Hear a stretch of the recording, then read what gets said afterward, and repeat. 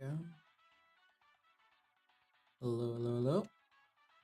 How you guys doing? How you guys doing? Sorry, I'm a little bit late. Um, I was just setting everything up, and well, yeah, it takes a bit, but other than that, um, we are good to go. So I'm sorry for being late, but we can go ahead and talk a little bit about the news. So today's going to be a news recap. And we're going to be just taking a look at some of the gaming news that happened this week. And if you missed anything and if you learned anything, let me know. But overall, hello everybody. We're today. There's been a lot of changes in the gaming industry. There's been a lot of releases this week regarding video games. A lot of games have launched. They also launched a new Xbox console, handheld in this case, and we've also seen some articles coming out regarding video games. So there's a lot of things to cover, and there's also some leaks that have been happening in the gaming industry. So please tune in to the very end to find out what those are. Regardless, now let's take a look at the news for this week. So here we are. So this is the weekly news recap. So let's start with, let me just make sure this is doing it properly. Give me a sec. Filters. And just gotta do this. Plop.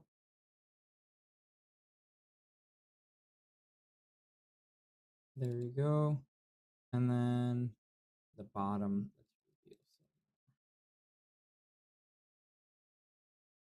There we go.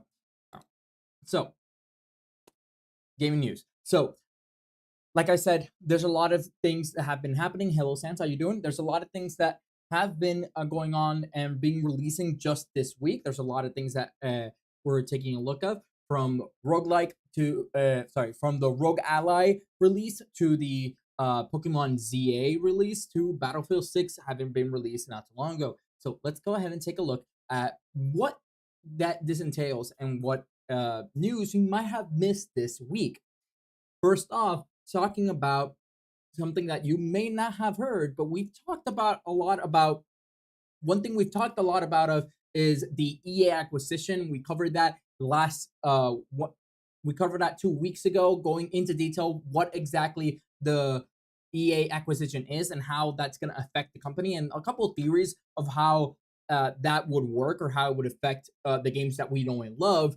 And well, today we saw a little glimpse of what that could be, specifically because we saw that there is a potential idea for Dead Space 2. It seems like, sorry, Dead Space 4. It seems like they've been wanting to bring back the Dead Space series and not just do a remake, but do a lot of overall the doing a new, completely new game in the franchise and kind of reviving it. There were a couple of worries that Dead Space was kind of dead after the remakes didn't perform that well, didn't do that well in sales. But the co-founder of Dead Space came out not too long ago, basically stating that they are very optimistic about seeing a Dead Space 4 potentially in the future, and that they would love to work on that in the future. Now, why is that? Why are we thinking that? Why is he especially concerned? Why is he thinks that there's a possibility for the Dead Space franchise to come back? Well, the reason he thinks that the Dead Space franchise could maybe come back is because due to the acquisition, EA is trying to get a lot of money to be able to pay out the $22 billion debt that we had spoken of before. And in order to do that, one of the approaches that people are theorizing that EA could go for is the basically going on sale and selling their different IPs. So the idea is that they might go on and sell any IP that they don't think will be profitable for them, and maybe just focus on the IPs that they know bring a lot of profit to the studio. right? So we might see like multiplayer games similar to like Apex, the FIFA franchise. We might see those sports games and some of those mobile games that they've interpreted. Those might still stay, but we might be seeing a lot of other IPs that EA has being sold to other video game companies so that they can, get enough money to pay that debt, which is, I think, an interesting view and an interesting shift in the industry if it does happen. We might get a lot of those IPs that we really love but have not liked how EA have managed them. So this could be potential, revitalization of the games we know and love. And they've been working really hard to prove their performance, but maybe if they sell them off, another studio can do a better job at just making that new franchise or that new iteration of the game, and we could improve on the formula as a whole. The funny thing is that a lot of the companies, because they fear of getting maybe sold out or just completely botched and lose all funding, they've been working around the clock to make sure that they get profits and that they are very successful at launch. And amongst those, the most recent launch from EA is Battlefield 6. So Battlefield 6 came out, 3 days ago, and it's taken the world by storm. A lot of people really like Battlefield 6. They say that the multiplayer is going back to the basics, going back to what Battlefield is, and it feels new and fresh, even though it's just going back to its roots. So it's a really nice reception that it's received from its fan base and from gamers all around. Really seem to be enjoying the game, and so much so that we can see that it's been performing really well on Steam, seeing some really high values. Now, I don't have the gem score for this game just yet, but give it time and I'll be able to cover it here on the news. And maybe we'll see how big that spike was or if it starts dwindling after some time. Regardless, even though it's performing really well on Steam and PC players are really enjoying the game, it seems like their console release wasn't that smooth, right? It seems like a lot of the consoles have had issues while running the game and being able to basically run it properly. But more than anything, specifically, Xbox itself has had very big issues with the release of Battlefield 6, seeing as the game has been crashing the console as a whole. And that's one thing we definitely don't want to have, which is having our consoles just crash out on us, especially when we're playing a game. And if it's a competitive game like Battlefield 6 and multiplayer where you're playing with your friends and everything, that's the last thing you want to see. So although it seems like it's the cause, it's not necessarily the console that's the problem, is their optimization.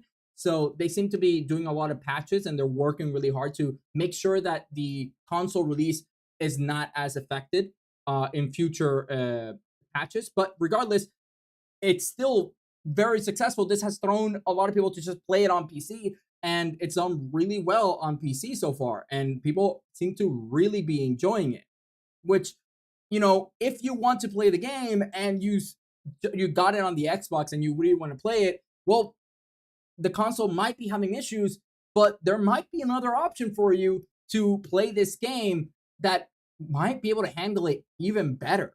And that is the new release from Xbox of the Rogue Ally Xbox X, Xbox Rogue Ally X, whatever you want to call it.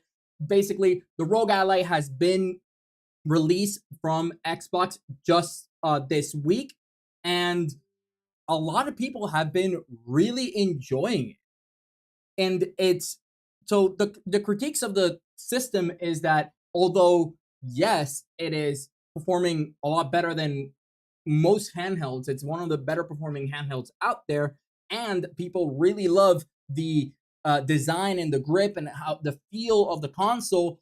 The one issue is that just like we've seen Xbox increasing all of its different consoles and all of its different hardware and prices, well, the new handheld devices that they just launched are way too expensive. So we're seeing that the highest end version of this console is roughly 1,000 bucks, and the lower end is still is 600 bucks. And as somebody who their main console for playing games is Xbox, I would love to get the Rogue Ally, but the problem is that it's too expensive. Even 600 bucks, I don't have that kind of money. In this economy, you're talking me to spend 600 bucks when I already have the Xbox or I have my own PC. Like, sure, the benefit is that I would have all those synchronized on a handheld, and that would be a lot really good and a lot of fun. It would be very beneficial for me, but it's too expensive. The reality is, if you have the capital to get this console, I would recommend you get the console. The handheld seems to be performing really well. It seems like it has a lot of customization for it, and it seems to just be very comfortable and just really good at its design and what it's meant to do. It's just that right now that price point is way too high. So I'll have to wait to either you subscribe to the channel and I blow up, or until maybe they put it on sale. So if you want to see me play with the Rogue Ally and give it a more, I don't know, direct review, hit that subscribe button. Maybe I'll get enough money to actually get it for myself. Regardless, right now it's too expensive for most people, and it's honestly not worth the price for you to go in and buy this handheld as of right now. Sure, it's high end, it's really good compared to other handhelds in the market. It's just that right now it's just the price is too expensive, and people just can't afford that high for a handheld device. And especially if you have your PC and you play PC, or if you have your own Xbox, it's comfortable but not necessary. So that's why, if you have the capital, go ahead and buy it. It's probably going to be really good and you're going to enjoy it. If you don't have the capital, don't start saving or don't go into debt trying to get this device. Regardless, with them making these devices, right, and bringing more traction into the video game space, we can see that if they're not increasing their prices, we talked about how the companies either increase their prices or they do a lot of layoffs to try to deal with budget cuts and try to deal with the current economical environment of the world. Well, one thing that people have been doing to combat these type of things is going on unions. So Activision Blizzard recently had another group of developers unionize against them. Well, not against them, just unionize between themselves so they can get better working conditions. And why are they doing this? Well, as we mentioned before, the industry has been doing a lot of layoffs, and they've seen those layoffs happen. They've seen their own colleagues being fired, even though they know that those colleagues work hard and love what they do. So they've banded together to start unionizing and basically just try to get the best bang for their buck to the companies themselves. It's basically stating we need proper payment, we need proper work conditions, and hopefully being able to make it so that leadership cannot screw over the employees and just keep laying them off just because, even though they're giving profits, because the revenue has been positive for a lot of these companies, and yet they still lay off a lot of employees year per year. So this is a way to protect themselves. And in this case, Activision Blizzard employees joined the Code Communication Workers of America, which is basically a union entity that has been building up within the tech industry, basically making sure that anybody in tech, whether you're a project manager in IT or whether you're a coder yourself, you have protections between yourself so you don't just get laid off, and that you get, you get valued and you don't get underpaid for the worth you bring to any company. So we've seen that when industries don't have unions, they do a lot of predatory stuff, or they tend to kind of screw their employees when it comes to pay and benefits. So hopefully this helps shift the industry to have better working conditions. And with better working conditions, we can hope to get even better games in the future. So here's hoping that this helps them out and that it helps and it makes it a better space for the entire gaming industry as a whole. Regardless, even with these things, we still keep seeing new games because people are still making new games every day. And hopefully, these make better games, but we're always releasing new stuff. And the AAA community or the AAA companies have taken it to heart the fact that indie games have been getting a lot of traction. So they've been hitting it hard recently. We saw the success of Battlefield 6, and now we're seeing the release of Pokemon Legends CA. Now, Pokemon Legends CA seems like a very promising inclusion to the Pokemon franchise, but the game has seen a lot of mixed reviews. The game literally just came out yesterday, and people either love it or they hate it.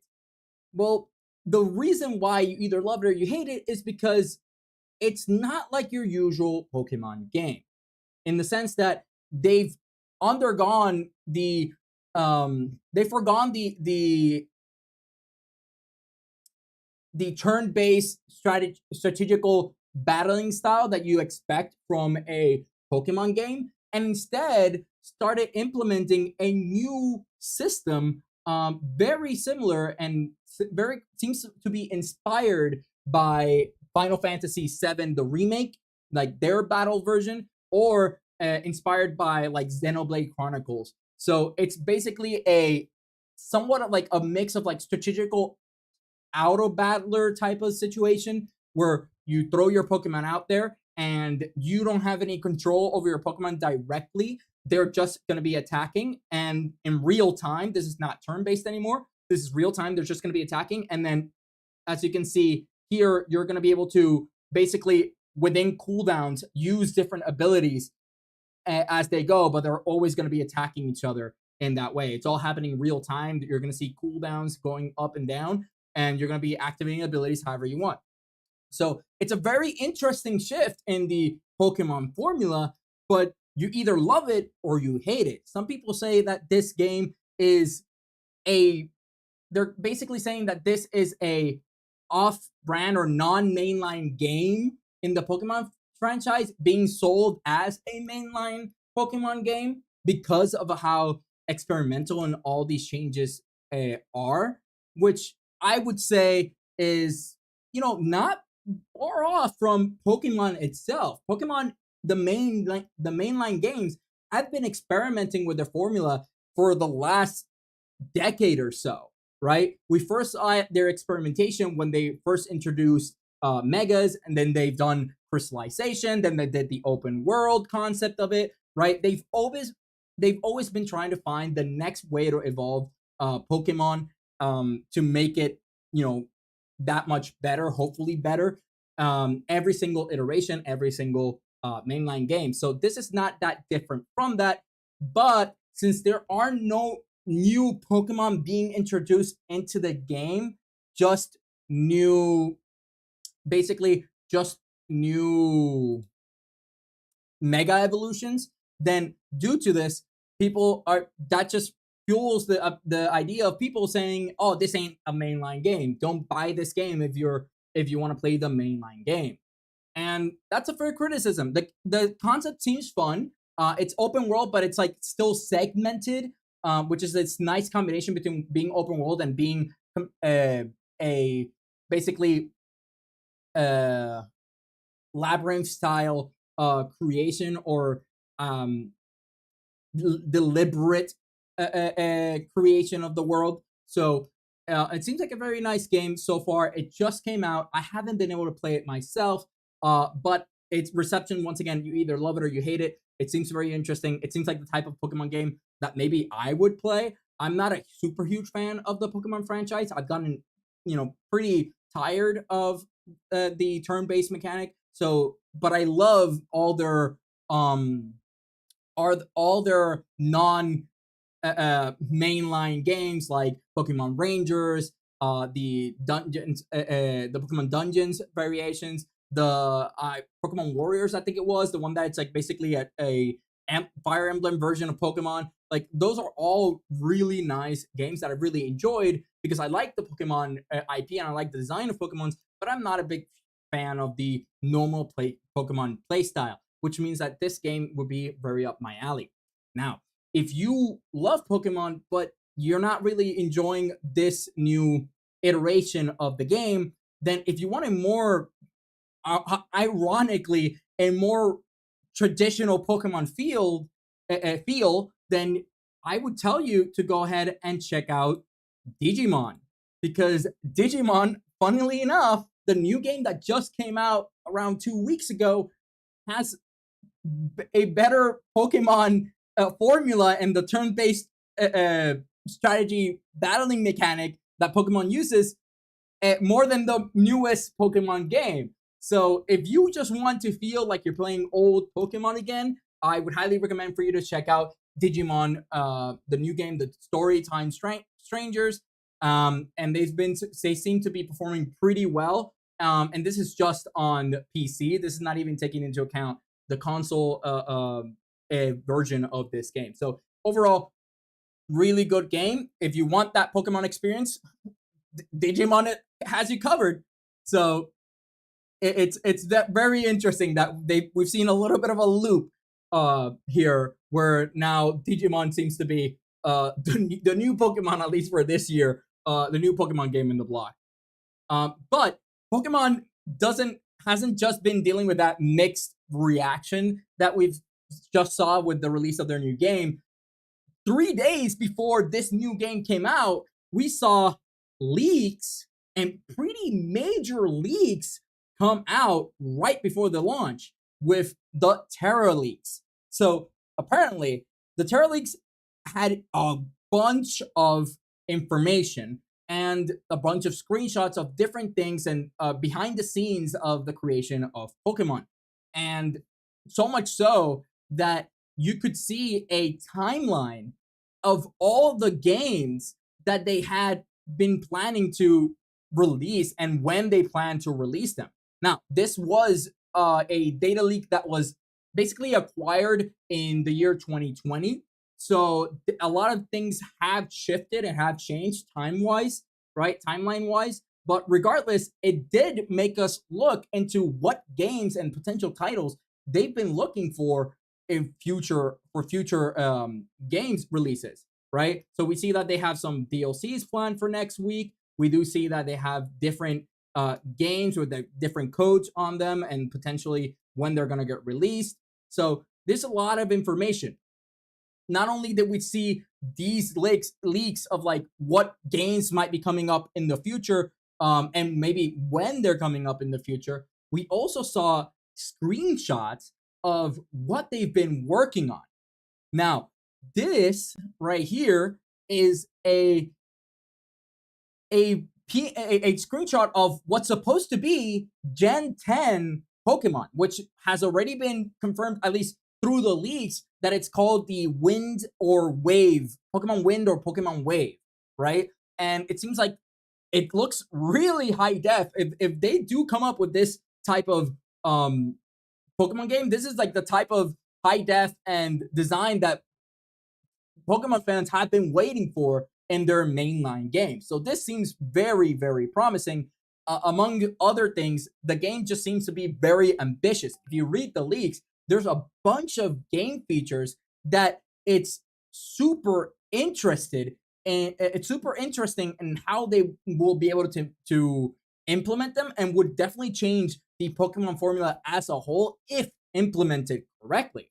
So it's a very ambitious game. This is Gen 10. Now, the one thing that they did reveal is that the inspiration for the, I guess, setting in Gen 10 is instead of doing it on Japan or doing it in like Europe or other Asian cultures, they're doing, well, like North Asian cultures, their inspiration right now is Indonesian and Southeast Asian cultures, which is why we see a bunch of different islands in the image down there. and why we see a lot more forest and that type of like, I guess, tropical look of it. So that is their inspiration. And apparently the whole idea is that you might be able to like go to different islands and stuff like that. So once again, a very ambitious game. So if you want to learn more, I would highly tell you to go ahead and check the Terra leaks that yourself.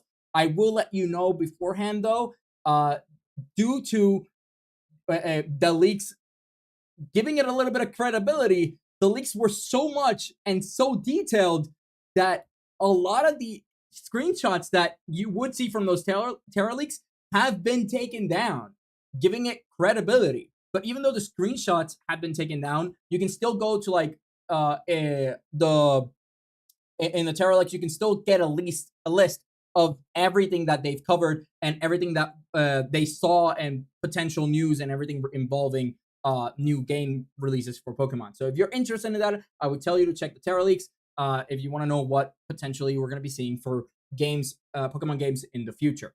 Just know that some screenshots are no longer available. So with that said, we've seen that once again, a bunch of games. Oh, the Wayback Machine is an option. You're completely right. The Wayback Machine, you could definitely do that. Go back and see if you can see those Twitter posts with the original pictures. That probably would work. Regardless, these we've been seeing a lot of game releases right now. We just covered basically 4 releases in the last 2 weeks. This month has been jam-packed with a bunch of really nice game releases and really fun games that people have been enjoying a lot. But that has caused a couple of people to think, how does this affect us, right? There's so many games that we're playing. People are worried about younger generations that are more exposed nowadays than before to video games and what that could entail. Which is why they recently released an article basically talking about how video games is shaping the next generation. In this case, it talks about the title says boys, but they do talk about the generation as a whole. They do also mention how even though their focus is on male gamers, they do mention the counterpart, which is female gamers, and how it also has affected them. They basically do a compare and contrast on how video games affect one gender over the other. Regardless, in the recapping what the article kind of says, it basically talks about how recently, especially after the pandemic, we've seen a rise in people playing video games, and we haven't seen that much of a rise in socializing or in playing sports, right? So because of this, because we've seen a downfall in socialization or in playing sports, people are worried that kids are becoming antisocial. That people who are young adults who play video games are going to struggle getting jobs. They're going to struggle at being able to socialize with their peers and all that kind of stuff. But the study does go into detail, and it does state that although this is what we think video games will cause for them, in reality, video games has helped them, and we saw this in a previous article as well. Video games have helped them create more problem-solving skills, create more friends, and increase their collaboration skills with other people. And some even stated that it helped their mental health. Now, it has, however, hurt their academics and their sleeping schedule. But this is not just a video game thing. In general, hobbies can cause you to lose focus on your academics or to lose sleep, right? If you're playing sports, that could still affect you in this way negatively, right? Any hobby, if done too much, is gonna affect your academics or maybe your sleep patterns, right? So there's not enough time to do everything. So it all depends on how you manage your time. Regardless, these little conclusions that we see here show us that video games are not making us more antisocial. In this case, it's actually helping us be able to create more friends.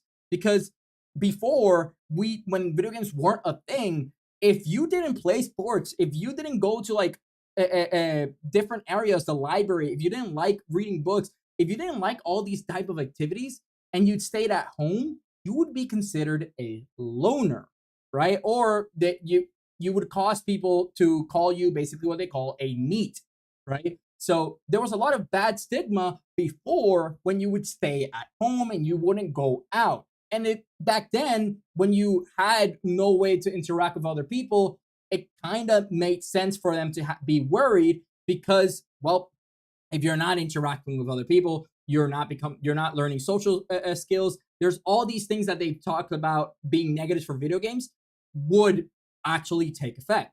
But the reality is that video games has allowed those individuals that maybe don't click that well in their school or university setting, or maybe they don't like sports, they don't like going outside for all these events, and it's allowed them to have a place where they can make friends virtually, where they can meet people, like-minded people that they can then foster friendship with and collaborate more, learn more with them, and just have that type of interaction that previous generations didn't have. In other words, video games have become a third space. And if you don't know, there's been this talk about the death of third spaces. If you don't know what a third space is, basically it's the idea that you have your home and school, or your home and work, depending on where you are, if you're in university or if you're already working, right? But they're in between you going home or you going from home to work and stuff, you would go and do your hobbies, right? So your third places would be the mall, it would be the bar, it would be your local sports center, right? All these places where you would go and you would socialize with people. And it would be a good place for you to spend your time uh, outside of being at home to sleep and study, or being at school studying or working all day, right? So it would help you be able to let off some steam and build connections. Well, the thing is, nowadays, although we may not have those physical third spaces, they might be dying out. The reality is that the new third place that we've been seeing is actually virtual third places, right? So you have stuff like VR chat. You have different video games that have allowed people to meet other people online, or even just meet their friends online and be able to interact with them, talk to them, similar to how you would do in any of these other physical third places. So you're getting all the benefits of being outside without having to leave the comfort of your own home, which has allowed a lot of people who normally wouldn't have been able to create those social skills to actually create those social skills, to create safety nets, and to be able to create a good environment for them to grow as a person. Now, there are some valid concerns about these type of virtual third spaces. The reality is that you don't know who you're talking to on the other side of the screen. So you don't know if that person could mean you harm. And that is a valid concern. Also, companies have known that they use video games as third places. So, and there's barely any restrictions on how to you could make these third place spaces and how you can manipulate it to get money out of it. So there's a lot of very, very predatory practices in the video game industry meant for basically individuals to fork up their money so that they could have that type of social interactions, whether that be your appearance with skins, or whether that be your gameplay so you can be better at the game, so that way you can, you know, contribute more for your team and feel more useful, and just enjoy your interactions with other people more.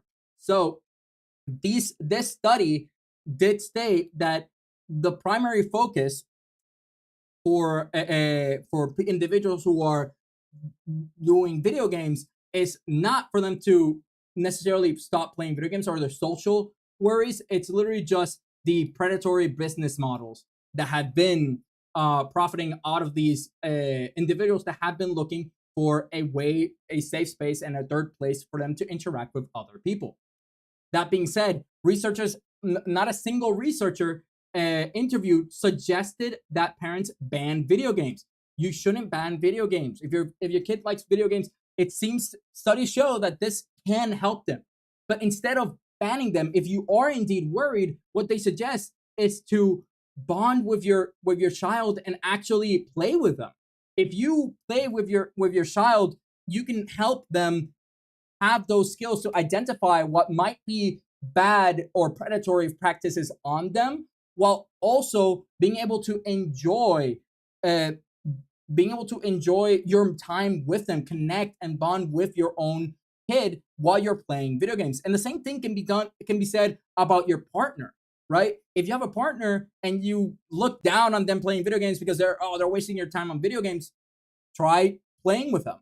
Maybe you can bond better with them. And if you think they're not socializing enough, maybe by you playing video games with them, you can learn how to maybe socialize with them in their space, right? So, in other words, video games there's a lot of benefits to video games. And obviously, like with anything, if you become addicted, there's a lot of drawbacks from it.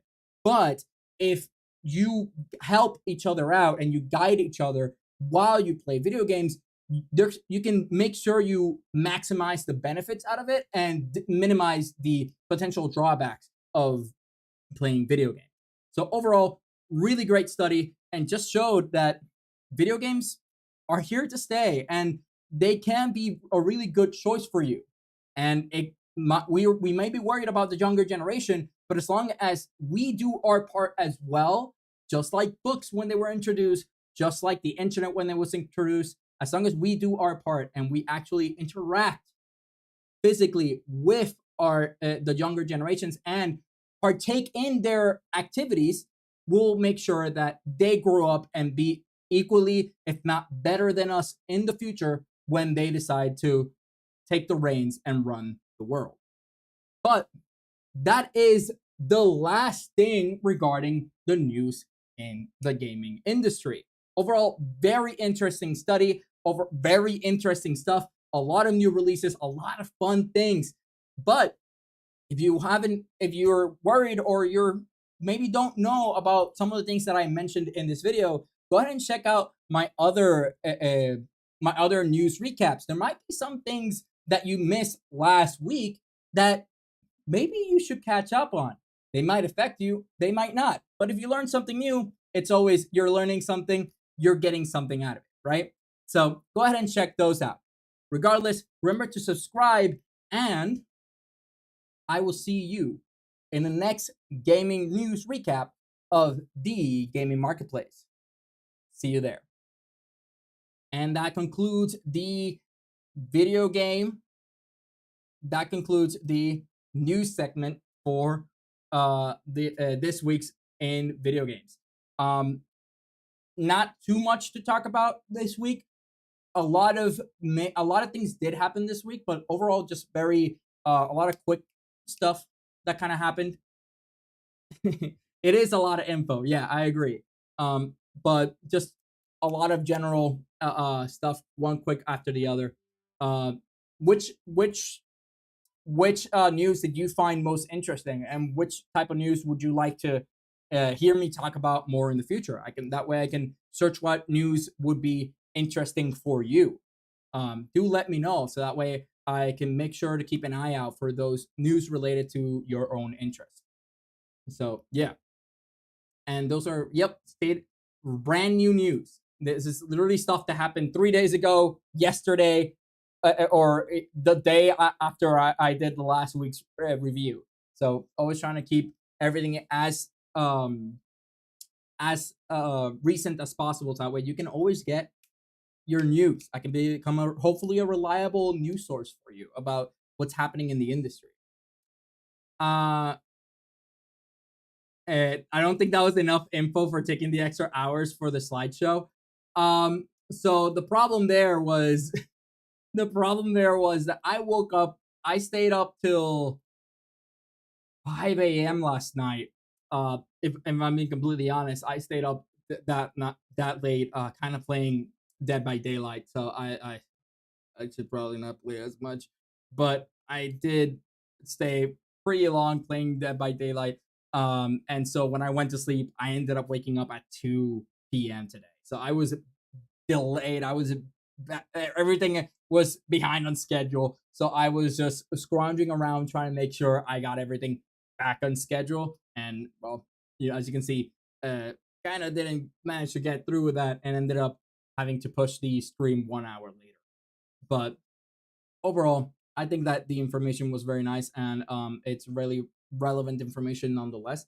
And if you missed any of that information or any of those news, then now you know. It's great for you to know. You have to know what's going on in the world in order for you to prepare properly. Let's see if there's any comments previously. Hey, you got there, and that's all that matters. Yeah, I'm still in line. I could have canceled. But I'm here. When you're playing, at least put it on hard so it won't happen again. It's not that I'm not aware of the time. It's just that I'm having too much fun playing. So it's I've been getting frankly addicted to a Dead by Daylight. So self control is what I need. I need a little bit of self control, as one does. Yeah. It's that one more match syndrome, one more game. Also I also was playing what was it?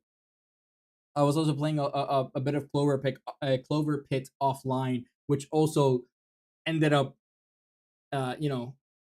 taking me even more later into the night. So I was playing that as well. I just can't stop gambling. I'm just too good at gambling. I start gambling, and it's just I can't not win while gambling. That's just how it is. I'm just that good. So yeah. All right. So now let's go ahead into the game. We haven't. It's been a week. We skipped last week. So let's go back into checking some games and reviewing them and seeing their performance recently. So if I go back to where am I? There we go. If I go back here, we can go ahead and either do wheel spin or we can do some other stuff that we can check out. The one more spin and can't leave on a loss syndrome. Pretty much. That's exactly what happened. So let's go ahead. Last time that we were here, I had to do Binding of Isaac, but I did encounter a little bit of an issue with Binding of Isaac. So I'm gonna go ahead and pull that one up because it should be good now. Let's pull up the code so that we can take a look at Binding of Isaac, which I owe you guys. So let me do that. There we go. And it was. I'm gonna have to search it up the other way because I forgot how it was written.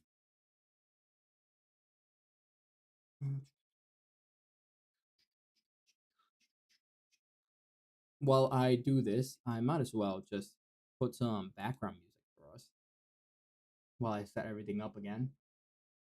The handy dandy and pretty addicting Portal radio music. I know you love it. I love it. Let's have that radio music come back to us. The old classics, if I may. So there you go. We got that nice groovy Portal music going in the background. I go ahead and set it up. Let's see here. Let's look up the stuff. Oop. And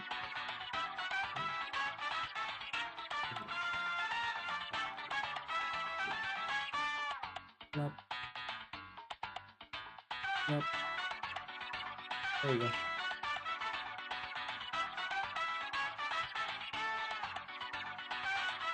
There you go. Let's see here.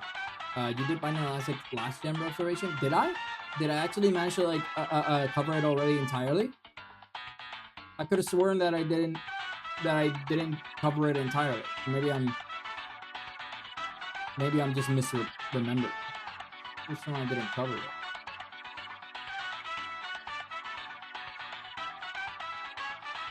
My last game that I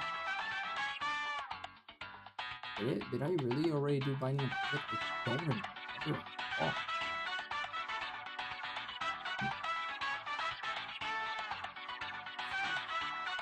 Let's see. Regardless, I still have to set everything else. Just give me a sec while I set everything else up. Meanwhile, how's your week been? How have you guys been doing? 52 minutes and 40 something seconds about the EA buyout news. Yeah, but in the EA buyout, I just when I covered it, but it wasn't the full. Like it was recent data, but it didn't show the full thing. I'm pretty sure that it didn't do the whole thing, which is why I made sure to give it a check, because I was having technical issues when Binding of Isaac came out. So that's why I'm pretty sure I didn't cover Binding of Isaac itself before, and I mentioned it, but I didn't actually get it around to actually covering it.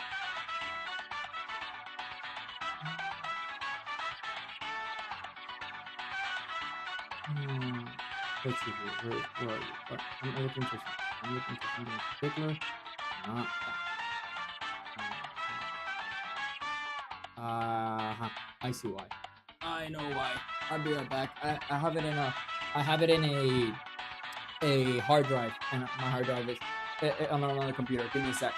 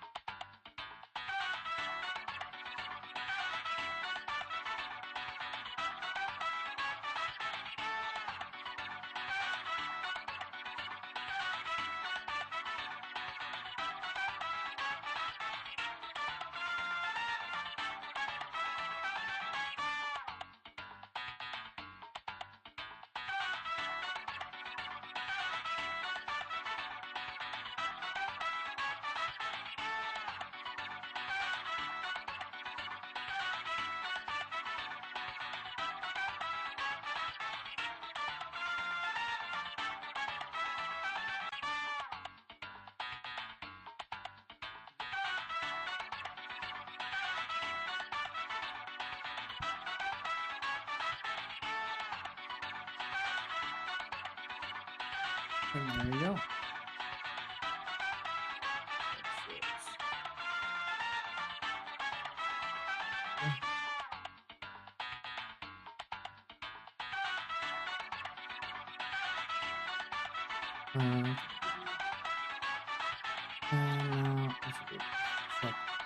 There we go.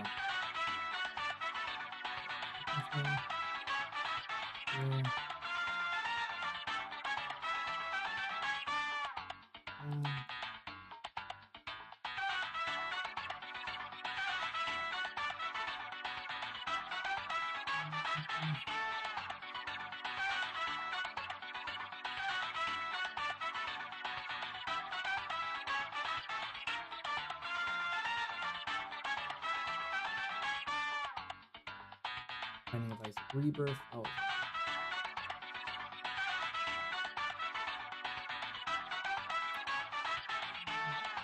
Maybe I did cover it. It seems like I did have everything. But maybe I did have everything. Alright, so it does seem like I covered it last time then. Alright, in that case, we'll just spin the wheel.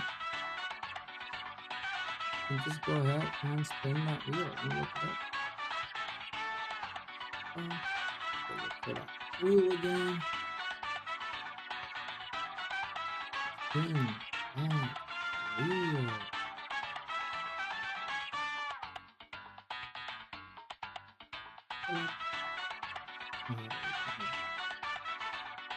Perfect. So you guys can see the screen. You guys can see the wheel. Making sure. Filter. And you can change this. Right.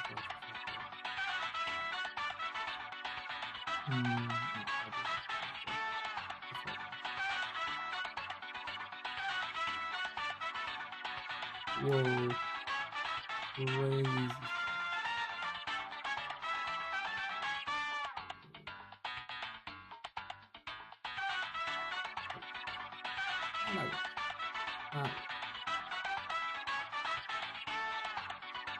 Just get a little bit more of the top.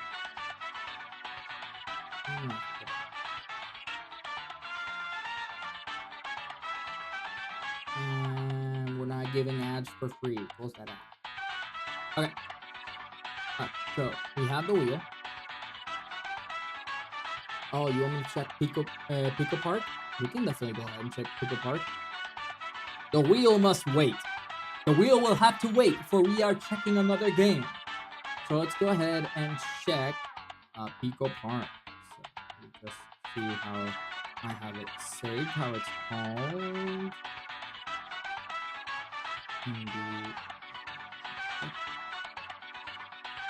I wanted to check for my Steam stuff. I need to start putting these things in folders so I can actually find them more easily. Oh,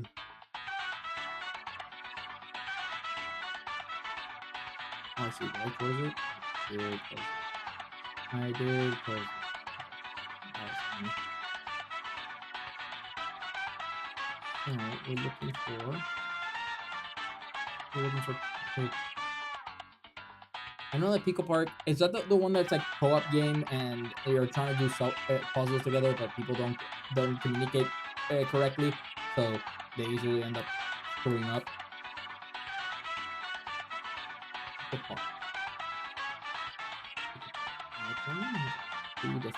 Oh, so there's classic edition.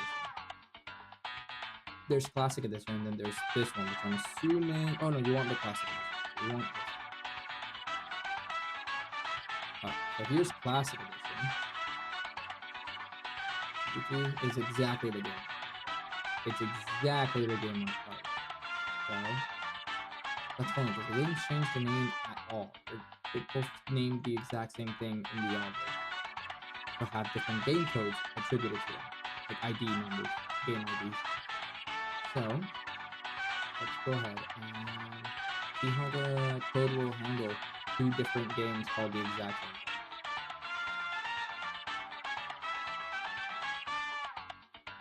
thing. Maybe it will just show both. I see why.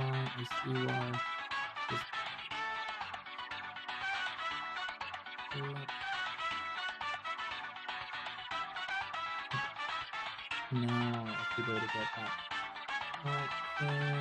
Pico Park. There you go. There you go. I'm seeing it. Pico Park. And let's go ahead and see that.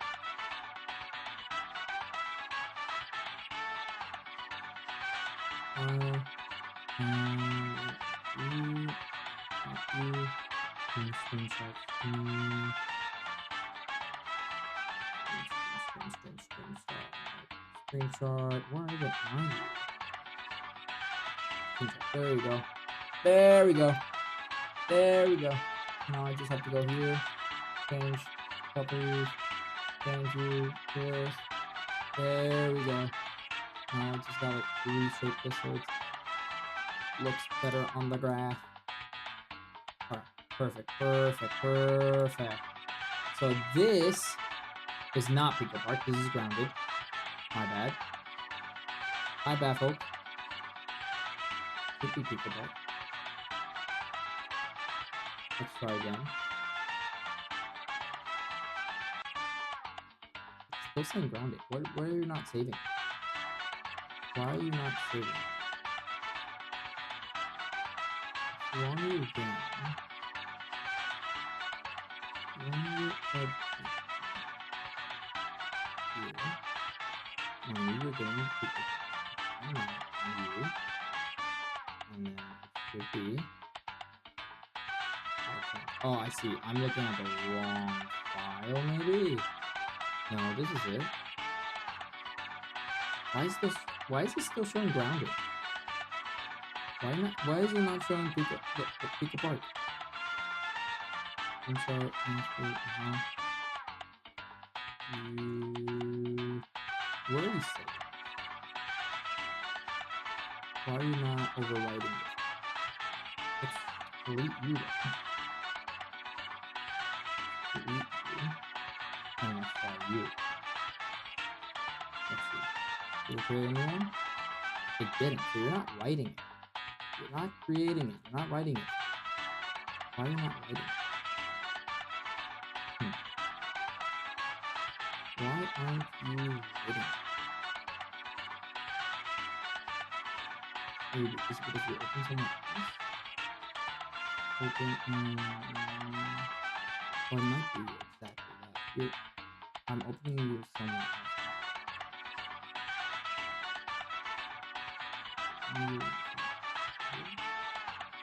Is it here? No, it still is. I'm looking at the same thing. Why aren't you doing anything? Close.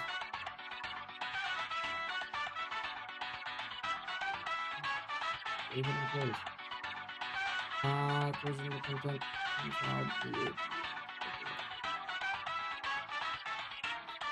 Alright. Run again. Let's run you again.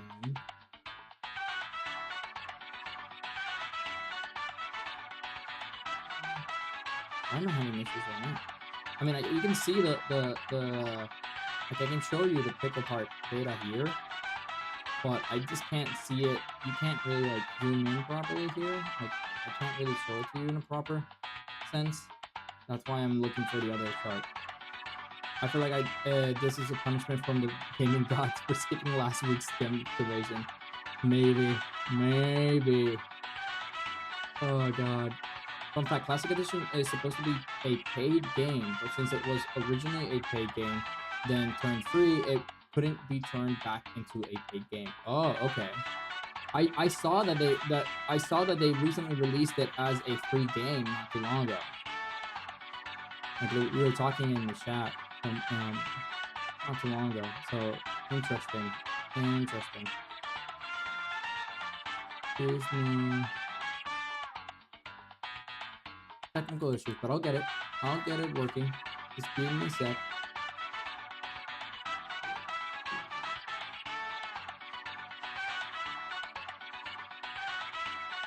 Meanwhile, just enjoy that really nice horror music in the background.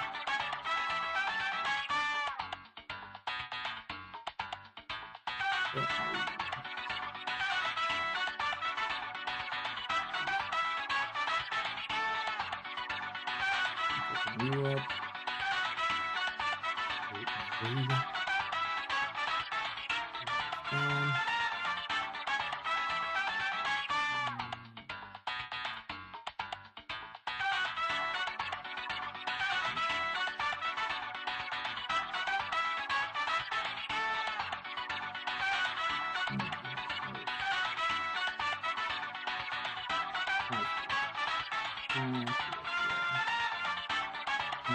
That's an easy fix though. Here's an easy fix. I just have to change the file location for this thing. I'm gonna change the file path for this one.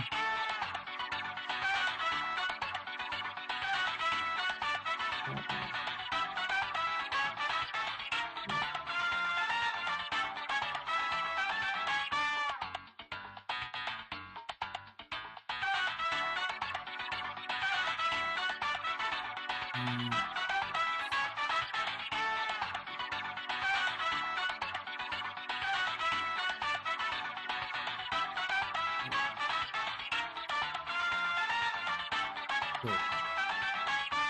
That should be it. Yep, that did it.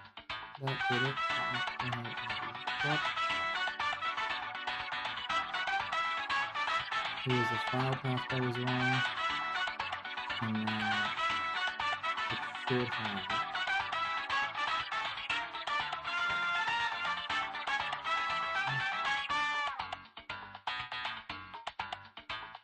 Yeah. Perfect. Should see it now. Here. Hmm. Why aren't you writing?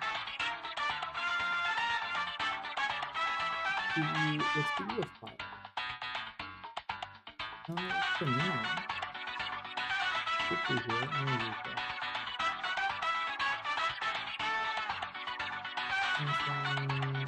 There you are.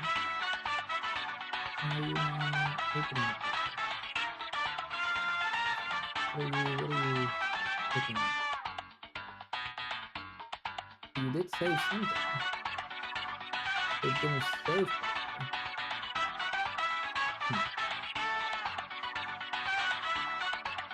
Now I just have to like a little code thing. Why are you not saving? That's the question. So this is what we're gonna do. Because this is gonna be, I can just do it this way. It's just a little bit of a roundabout way of doing it. But this will work around. We need properties.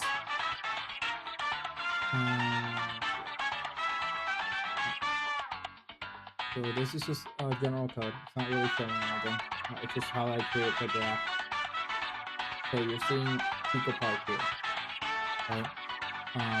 Just so you know, I'm running this, and it should appear in my graph. It should appear in my file system. Creating this graph here should have been saved, but for some reason it's just not doing that properly. It's not doing that, so now we just have this. So I'll just do something. I'll just go ahead and the filter, add a crop. Let's just crop left, whatever. That'll work. I'll make it really.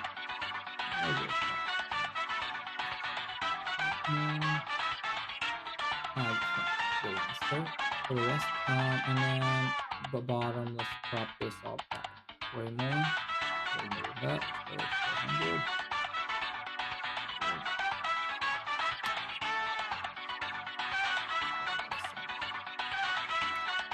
That looks a little bit better for you guys. So we'll work with this for now. Because I don't know why the HTML file for this is not saving. Yeah, debugging live. That's literally it. I don't know why the HTML file for this is not working properly. Why it's not saving it properly when it's doing just fine. But that's just code. That's just literally the nature of coding. Sometimes it works, and then out of nowhere it doesn't work, and then I'm not gonna change anything, and somehow it's gonna start working again. So, you know, that's the life of a programmer. But point is, we have the data here, right? So I'm able to show what you wanted to see.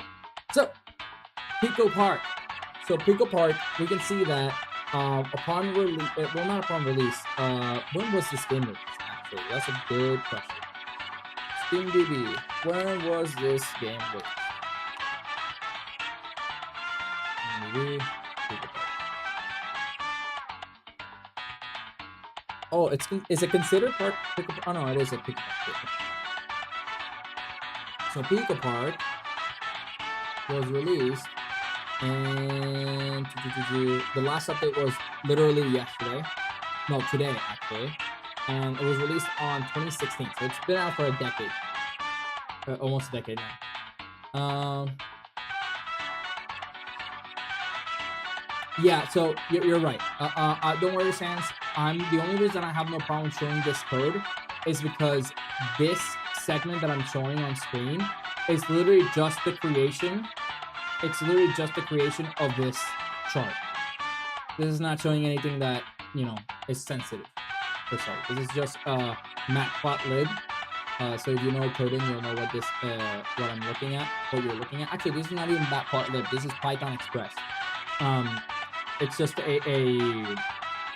it's just a library that uses that is used for graph creation. So you have interactive graphs like this and stuff like that.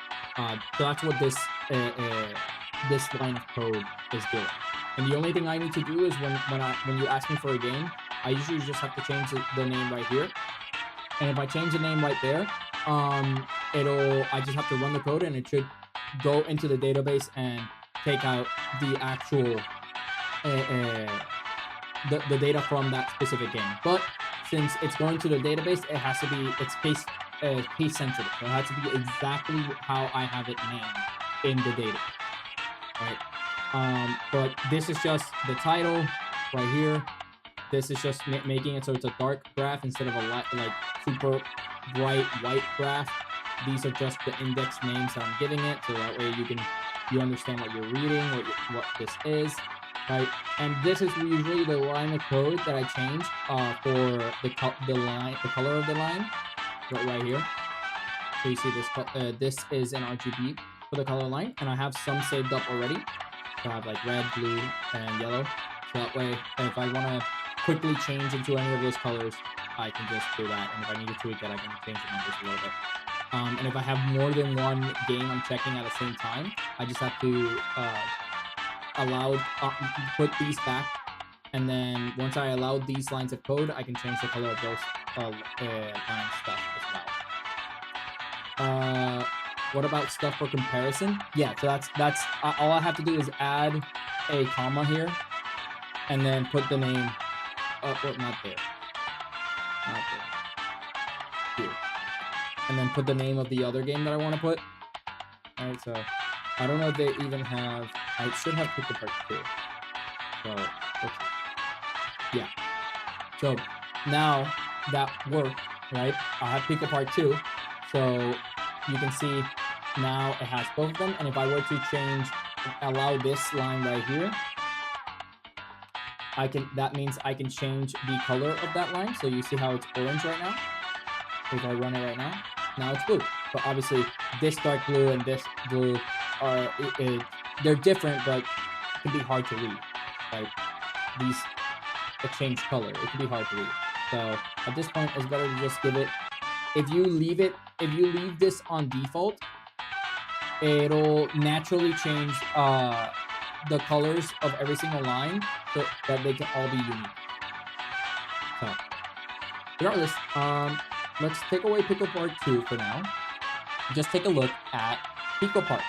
So Pickle Park, when Pickle Park this year in the start of Pickle Park in the start of 2024 was seeing roughly an average of, this is really low, I would say like an average of like 1.7.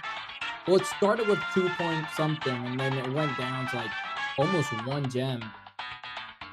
Yeah, it went down. It had some days where it was 0.6, so it's like kind of going down, trending downwards.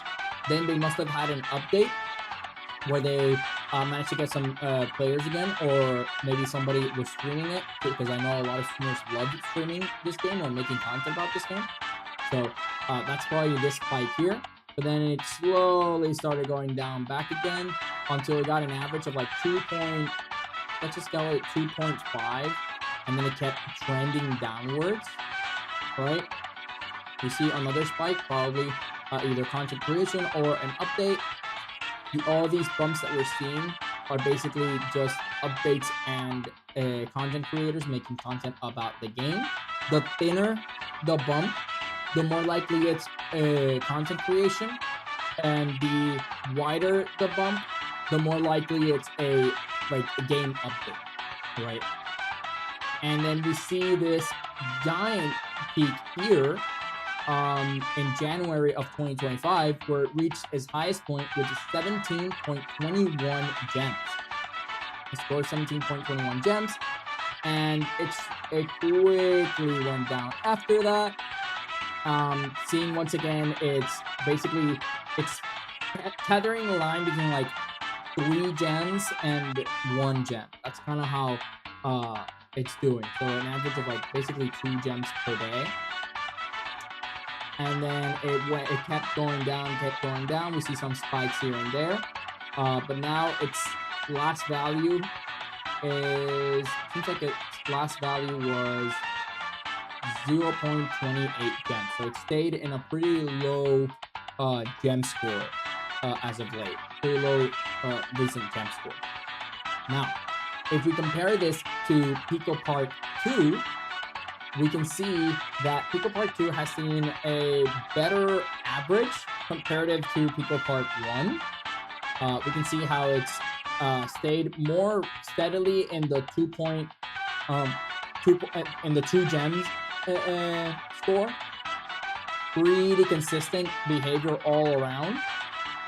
And then we do see one giant spike here, getting similar numbers to the Pico Park 1 spike over here on January. But on August of this year, it got a spike of 17.31 gems. This sudden spike leads me to believe that it's that somebody streamed it, somebody made a video of it, and it got a lot of views. Some famous streamer must have brought it attention to it or whatever. So that's what we're seeing there. And then it went back down to its average, which recently it's been roughly 0.5 gems.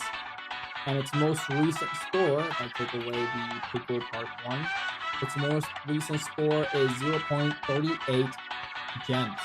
So overall, pretty interesting performance and pretty decent performance between both of them.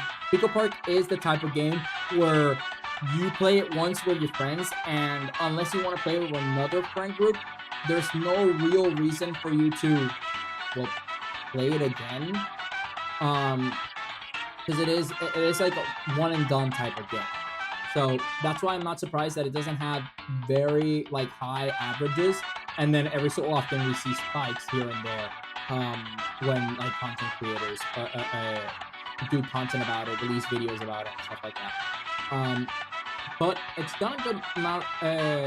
It's done a good performance overall, both of them, even though Pico Park 2 has been way more stable.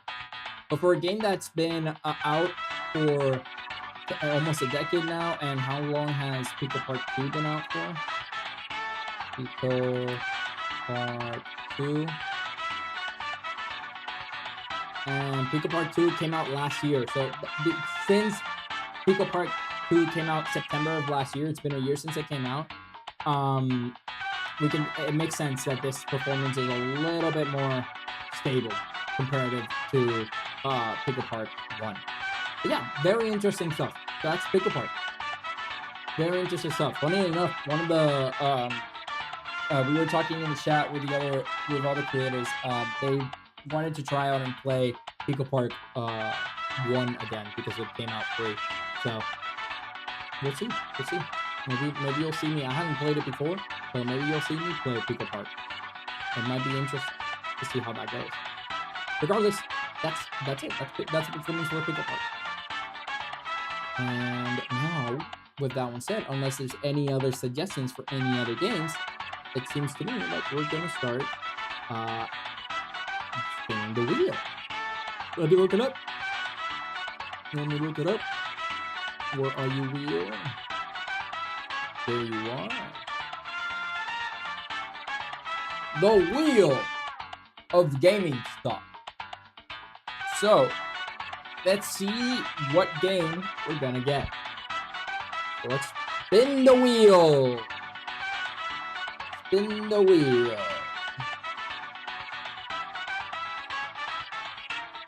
Prison Architect seems to be the game we're gonna go ahead and check out. Prison Architect is actually a pretty old game. I remember a friend who was actually pretty obsessed with it. They really like playing Prison Architect. Where are you? Prison Architect. I forgot to publish the name. Prison Architect.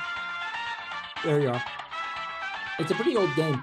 I know a friend that knew how to do every single ending, every single way of escaping the prison.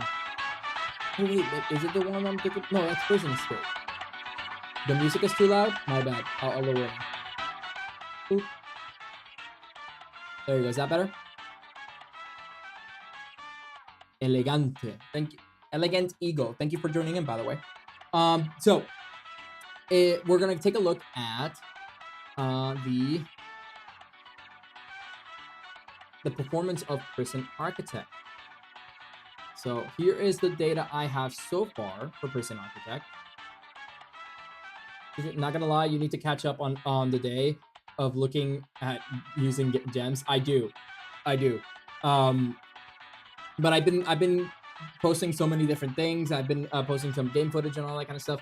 So, and people seem to be enjoying those as well. So it's very interesting stuff.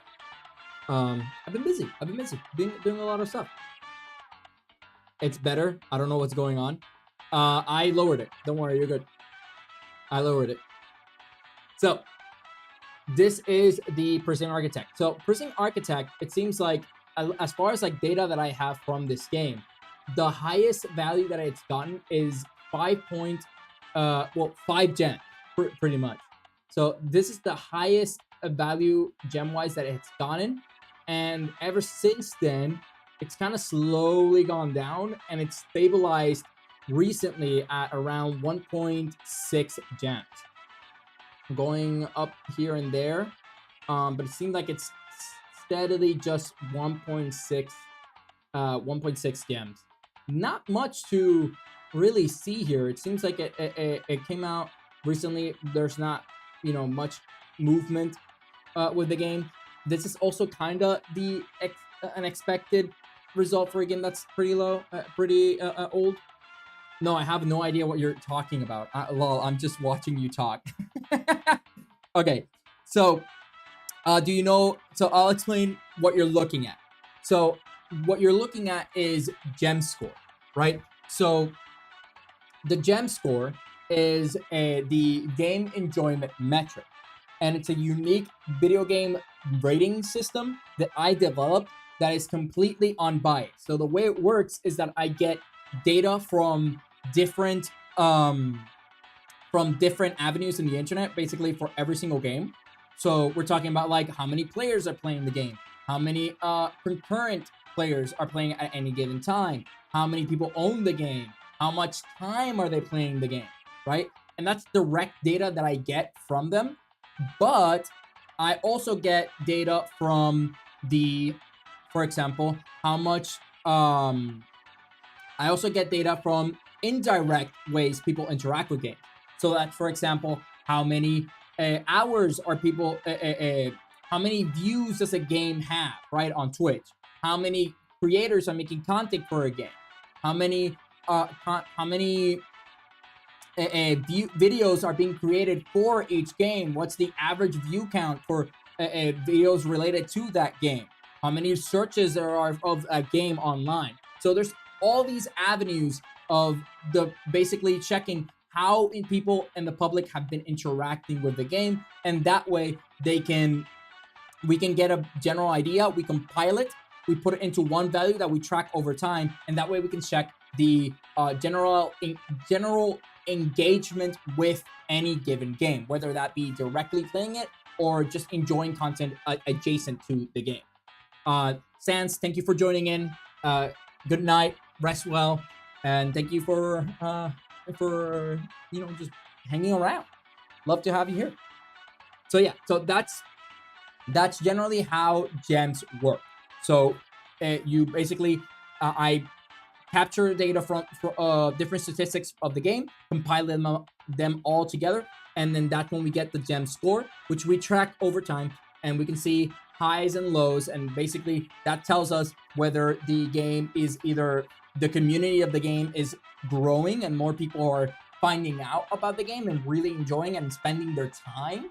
So it's all about like time investment. How much time are you investing on any individual game, right? So that's kind of how that one works. And right now we're looking at Prison Architect, which is a pretty old game. So for any indie game, as you can see on screen, for any indie game, you do expect it to have from 1 gem would be a low performing game to 100 gems would be a really high, well performing indie game, right? That's kind of the reference point that you can think of. I get you. This would be very useful for fighting games on Steam. We could definitely check it out. Is there any fighting game you want me to check out? I can look it up for a specific fighting game. Which one are you interested in? Because we can definitely check those out. But yeah, you basically see the engagement, and it'd be interesting. You're saying fighting games. It'd be interesting to see how different fighting games interact with each other.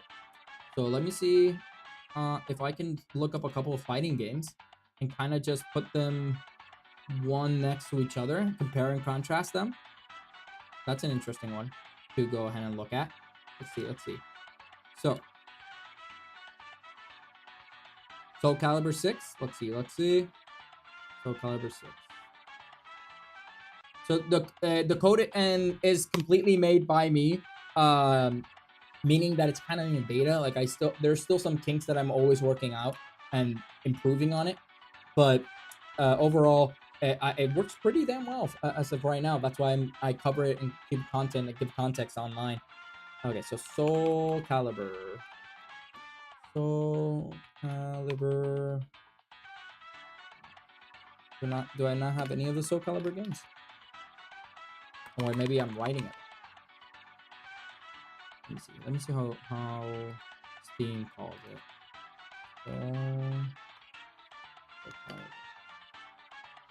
Oh, it's all together. It's all together. There's no space. So there we go. Soul Calibur 6. So we have this one. We have Soul Calibur 6. Let's add that one. So this is its most recent performance. Here's the information I have for Soul Calibur 6. Let me go ahead and put some other games into the list to see how it performs comparative to them. Let's add some more. So I know Tekken. Do I have the most recent one? Tekken. What's the most recent Tekken? Street Fighter X Tekken? Is that the newest one, or is it 8? Is Tekken 8 the most recent one? I think it is. I think it is. I think it's 8. So let me put 8 in there. Let's go here. Put Tekken 8. Yeah, okay. 8 is it is. Okay, perfect. So that's the most recent one. Let's go ahead and let's see. I know recently Dragon Ball FighterZ had a update after the what was it? Sparkling Zero came out. They recently stated that they're gonna be updating their game again, even though it was dead for a bit. So that like they weren't giving it any updates for a good amount of time. So that's very interesting. So we're gonna head and put that and see if like we've seen any sudden movement in regards to this game, if people have been playing it more recently since after the announcement, or maybe we see after they add the new DLC, we might see more people coming up again. I should make you background music maybe. Honestly, and do you want me to change it? I could change it to like general video game music. I don't have my own background music, but yeah. I have no problem with that. I love anything and everything. I just don't have money, if I'm being completely honest. That's the one thing. I wouldn't be able to pay you.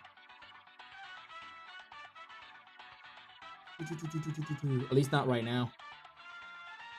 Maybe when I get a little bit more recognition, maybe I'll get enough money and actually be able to commission somebody to make a song, an intro, an outro, you know, instead of me having to just use video game music. Okay, so what other fighting game? Do I have 2XKO here? I might not have it. I have 2XKO? I do not. I don't have 2XKO yet. Damn, I'm really not Street Fighter. Nah, I'm chill, and I make music for free, lol. Well, I mean, I'd be more than happy to receive it. Any fan fan made stuff is more than encouraged. I do have a Discord. I don't have a stream bot. I should definitely add a stream bot for like Discord. But you can definitely join the Discord. Let me see if I can put it on in the chat real quick.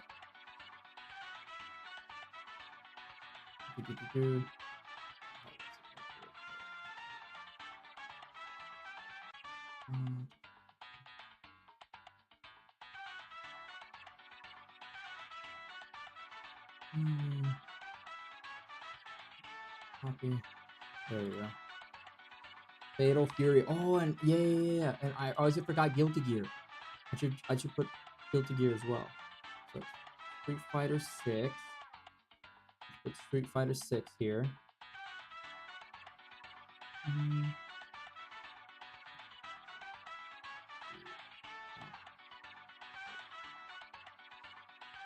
There we go.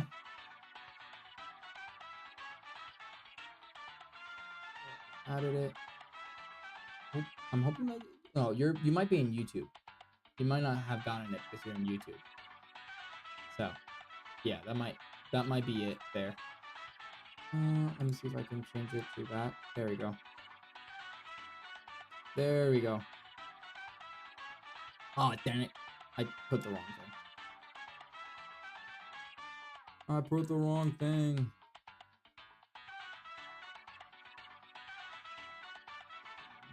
Okay. There we go. Now you should get it. Alright, so we set Street Fighter 6. Let me make sure to add that one in there. Street Fighter 6. That's what happened. Street Fighter 6 here. There we go. And then let's put another one. You said Fatal Fury. Let me make sure I have it. Fatal Fury. Is it City of Moves? Fatal Fury, I think, came out. I have Fatal Fury City of the Wolves. City of the Wolves. I don't know if that's the one you're talking about. I don't know if that's new or old.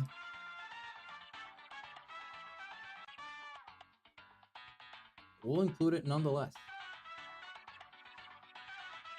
No harm, no foul. We just include more so that we can compare them.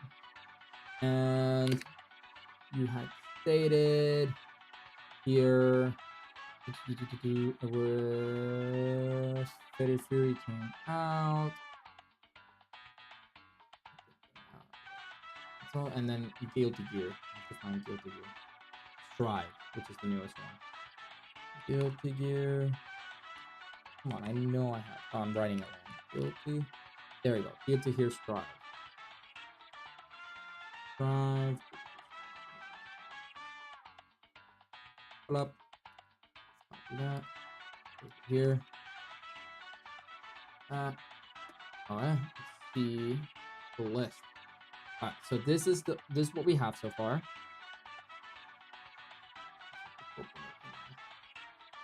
Bigger thing. So right now you can't really tell too much what's going on, obviously, because there's a bunch of games here.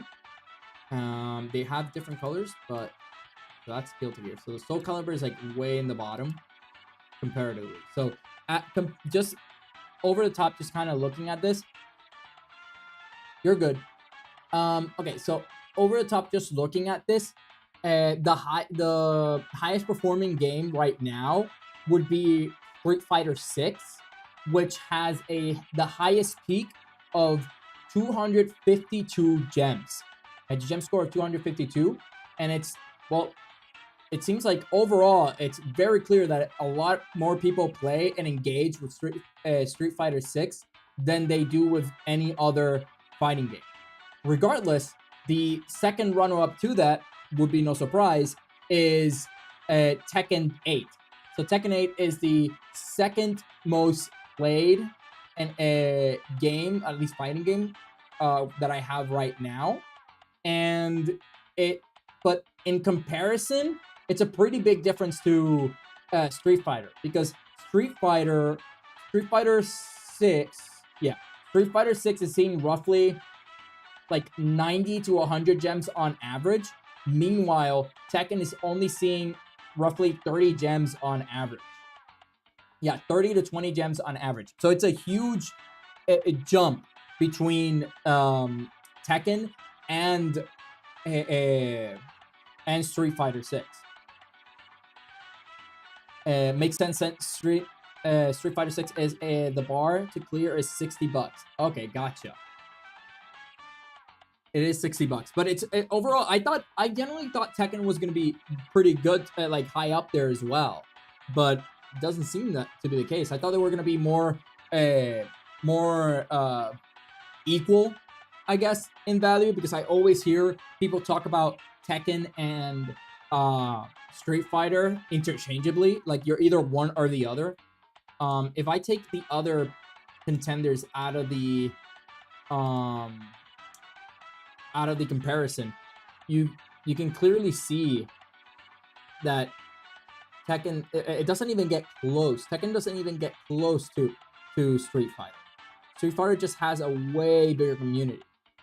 The highest peak we've seen gem score wise for Tekken was 46 gems. That's the highest score we saw for Tekken, which once again, compared to Street Fighter 6, which has a peak of 252 gems, tells you which one of the two is dominating, which is once again surprising for me. I usually I hear them use Tekken or Street Fighter interchangeably. It's like, for me, Tekken and Street Fighter is like you saying Mario versus Sonic, right? So I thought that they were going to be closer in performance, but they are still the top two performing wise.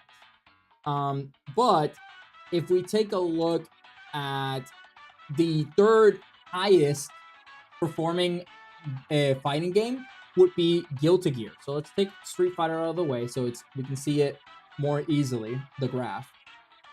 We can see that Guilty Gear is not super far behind compared to Tekken, at least, where we see an average of roughly 7 to 10 gems on average for Guilty Gear Strive. And it's pretty consistent behavior in that sense. And the highest peak that we've seen for Guilty Gear Strive is 15 gems. And actually, yeah, 15 gems is the highest we've seen for Guilty Gear Strive. So it's a little bit closer performance to that of Tekken. And once again, I also got taught like Guilty Gear would get higher score, because I know like Guilty Gear has but Guilty Gear is niche. I know it has like a very dedicated fan base, but Guilty Gear is niche compared to, for example, Street Fighter and Tekken. So, now if we take that out, we can see that the next best performing game would actually be Dragon Ball FighterZ. So if we take a look at Dragon Ball FighterZ, we can see that on average, Dragon Ball FighterZ sees roughly 3.5 gems per day on average, which is very similar to the 5 gems on average, 5 to 10 gem on average that we see from Street Fighter. So, I'm sorry, not Street Fighter, Guilty Gear. And the highest peak we've seen for Dragon Ball FighterZ is 4.6 gems. Although the game has seen less traction recently, which makes sense. FighterZ has been out for way longer. And its highest peak most recently in August was 3.7 gems, but then it's kept on a score of roughly 1.2 gems per day. So this could change. I mean, I can already see a little bump here. It's a very small bump from 1.16 gems to 1.7 gems. Really small bump, but that coincides with when they said they were going to start adding DLC, new updates into FighterZ. I can explain it all.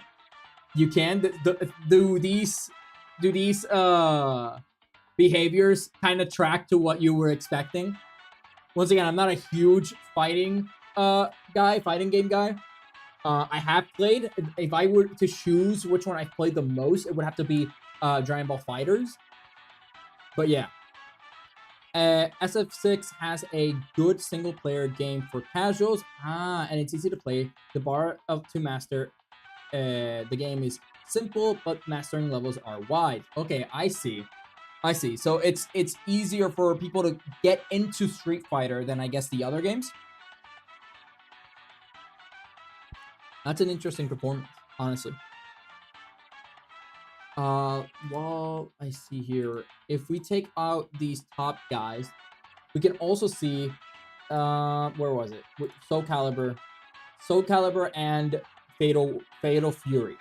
So Fatal Fury, the highest peak we've seen for Fatal Fury is on literally October 10. So like this week, we saw it reach a spike of 3 gems, basically a 3-gem score. And in Tekken is the opposite. It was made for casuals, but has a bunch of features for pros. It was made for no one really besides Tekken players who love it. Gotcha. They tried to cater for everybody, and when you cater for everybody, you cater for no one. Basically, that's what we saw there. So yeah, Fatal Fury once again saw roughly a peak of 3 gems, and it sees pretty sporadic behavior overall. But I would say its average gem value is like 1 gem per day. Meanwhile, Soul Calibur has seen similar like sporadic behavior to it, where it's seen roughly 0.7 gems, with its highest peak being 1.4 gems for Soul Calibur 6. So that's the general behavior we're seeing. Not super high scores for Soul Calibur. And recently it's gone down to roughly 0.3 gems per day on average. Guilty Gear is niche, but the new game is easier and it allowed more people to play it. Fatal Fury has Ronaldo in it. Really? The soccer player? We're talking about the soccer player?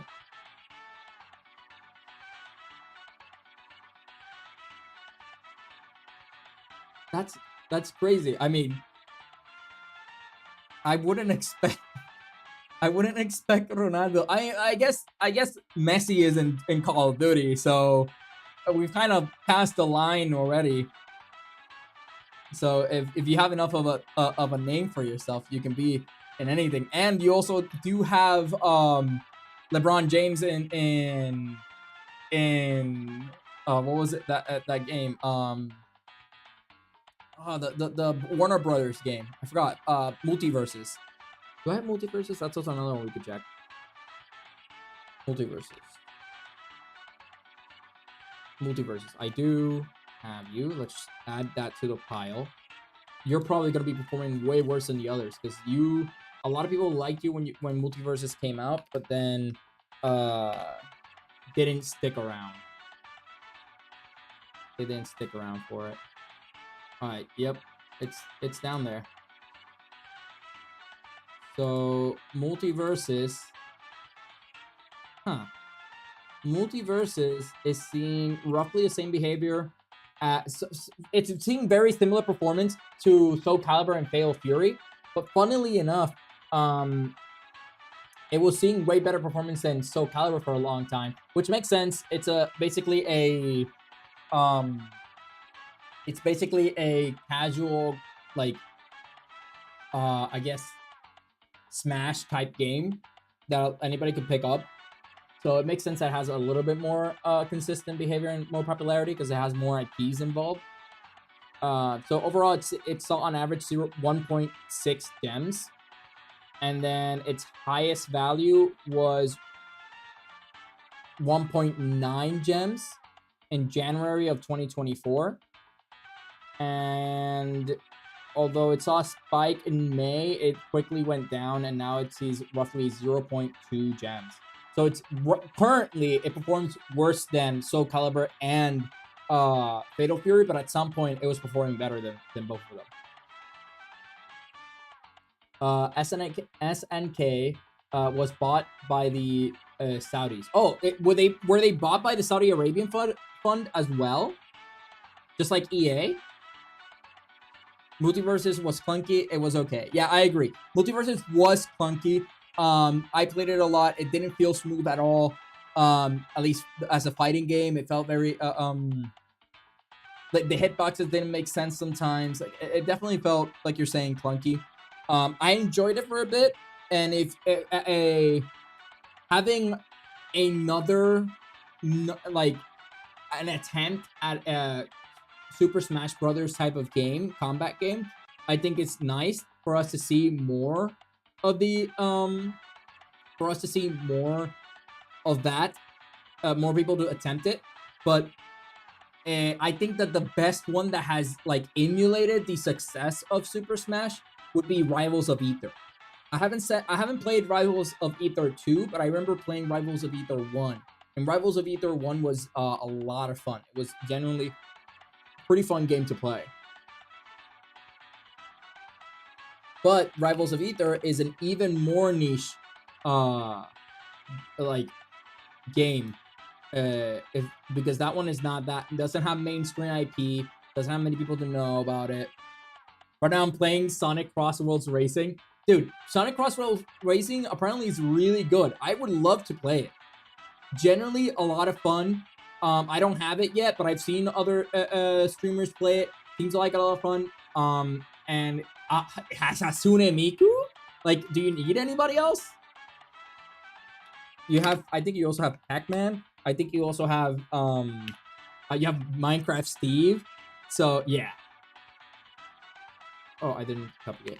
It was Rivals of Aether. I didn't copy that. Oh. And if we take a look here, Rivals of Aether 2. I know that Ludwig had collaborated with these guys. Like he has a game like making company, like a development company. So he collaborated with them to make Rivals of Aether 2. Where are you, Rivals of Aether 2 compared to others? Okay, Rivals of Aether 2 seems to be doing better than. I mean, there we go. So Rivals of Aether 2 seems to be doing better than both than Multiverses, Fatal Fury, and Soul Calibur. Even though I thought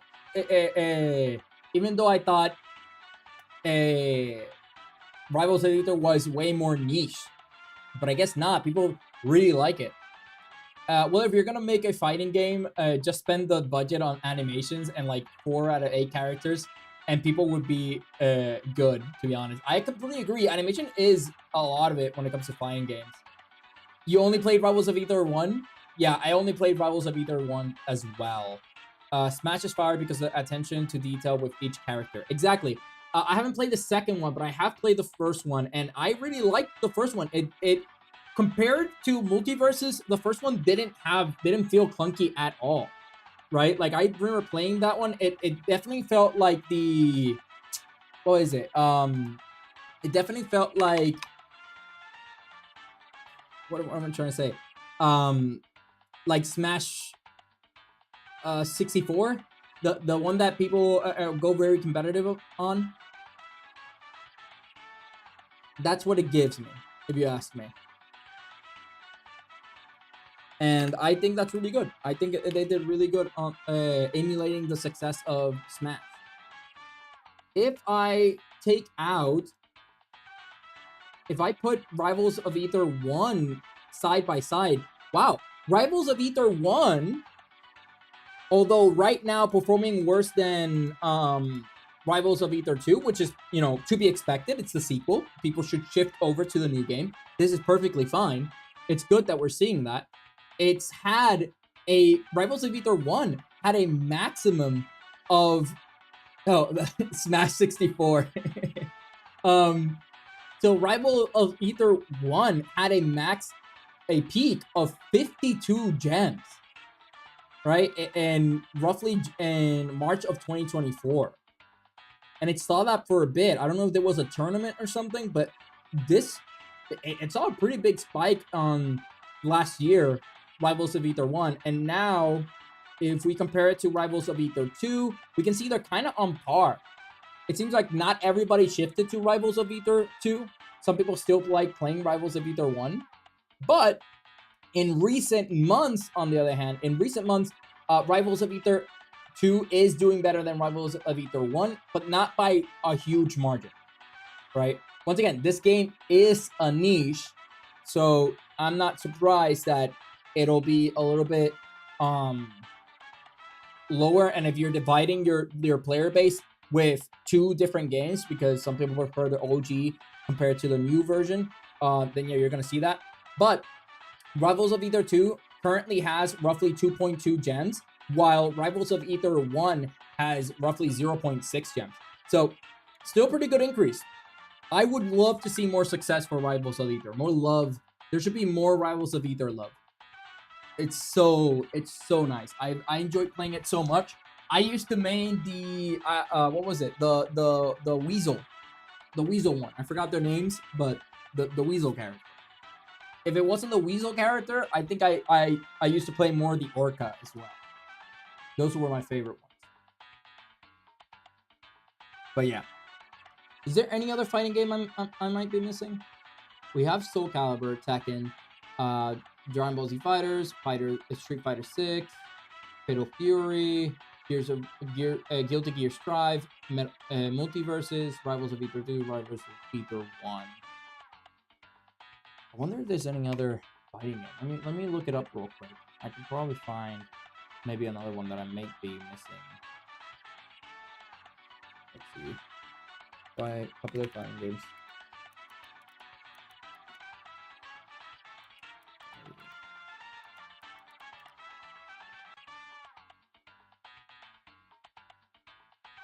No, it seems like I got them. Oh, Mortal Kombat. Mortal Kombat. That's the other one I'm missing. I knew I was missing one. What was the most recent one that came out for Mortal Kombat? Is it Mortal Kombat 1? It was a reboot, right? Mortal Kombat 1 was the one that came out recently?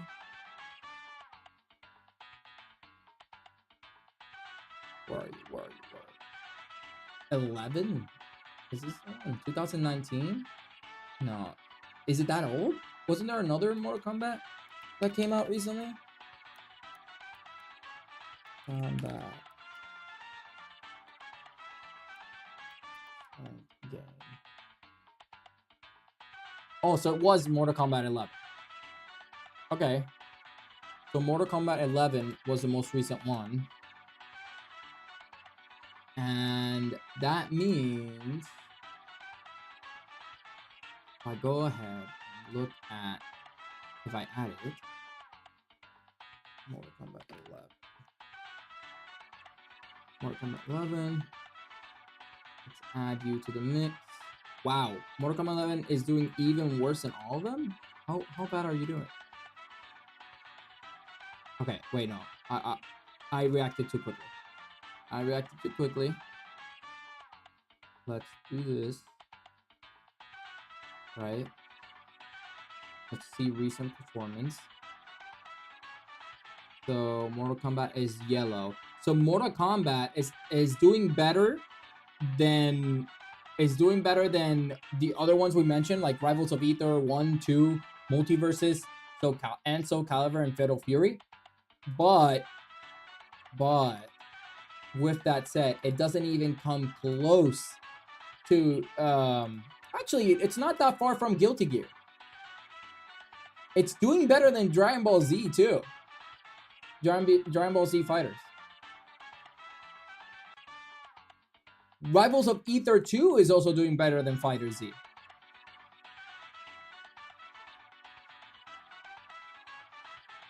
NK1 you think is the latest? But isn't NK1 or it says here that NK11 was the most recent one. When did NK1 come?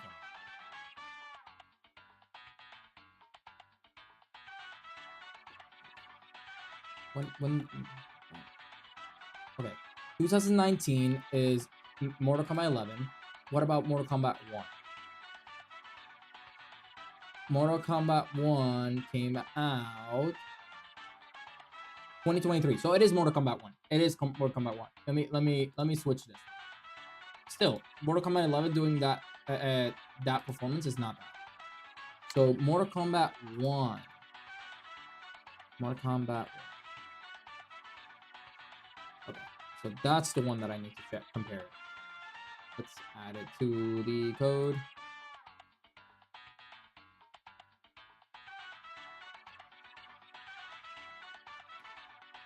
Okay, there we go. There we go. Should be there. And Mortal Kombat, where are you? Take out Street Fighter. We all know that's the best one. Let's take out Rivals of Ether 1. Let's take out Tekken. Okay. So, Mortal Kombat 1, it had a peak of almost 20 gems. So it had a peak of 19.7 gems. And it's all pretty good standing on the beginning of this year. Maybe there was like a tournament or something and people were watching it. But at the beginning of this year, it seemed like it was doing pretty well. And then it seems like most if you don't consider Street Fighter or Tekken, most of the fighting game niche seems to get. I wasn't showing on screen. Most of the fighting game niche seems to get the very similar, I guess, values overall. So it seems like for the fighting game genre, it seems like the average is roughly 1 to 2 to 10 gems on average for overall fighting game genre. We do see sometimes one performing higher than the other. Recently, recently, Guilty Gear Strive has performed better than all of them, but next to Guilty Gear Strive, after Guilty Gear Strive, it's Mortal Kombat 1. And after Mortal Kombat 1, it's Mortal Kombat 11, funnily enough, so that still has a pretty good following. And then after Mortal Kombat 11, it would be Rivals of Ether 2. Then it's would I consider Fatal Fury? No. I think it's then Fighters, then Fatal Fury, then Soul Calibur, and finally the last one is, I guess the worst performing one is Multiverses. Multiverses seems like it has died off a lot because it's the least performing one. Super interesting though to have them all lined up one after the other, and we can see this comparison. Like, if you at some point, Mortal Kombat 1 was doing as good, it had as much engagement as Tekken 8, but it wasn't able to maintain that momentum, and instead it went down. But Tekken 8 was able to maintain its community and maintain the momentum. But yeah, this is super interesting, especially this segment right here. That segment right here. I love to see that. So now we know that for fighting games, if a fighting game is performing higher than 10 gems, then it's doing really well. But if you for that niche, right? Otherwise, it's performing as expected within that niche genre. And if we look, if you're performing less than 1 gem, if your performance is less than 1 gem, then you're kind of trailing off. MK's characters are iconic to newer generations. They are. I used to play Mortal Kombat when I probably shouldn't have when I was younger. I loved playing Baraka. That's the one I used to play. And then Mortal Kombat 10 had come out. And when 10 came out, I played it a good bit. Oh, you know which one I'm missing? I'm missing one more. I'm missing one more. Let's see if I have it. Injustice. Is it Injustice 2 or yeah. Yeah, Injustice 2. Injustice 2. There it is. That was the other one I was missing.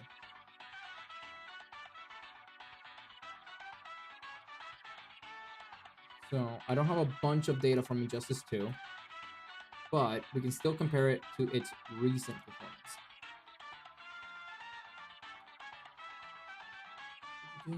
All right. So if we look at Injustice 2, once again, take out Street Fighter, take out Tekken.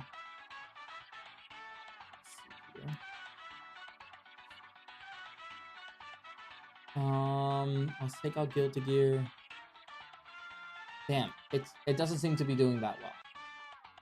It's doing barely better. It's doing as well as Rivals of Aether 1.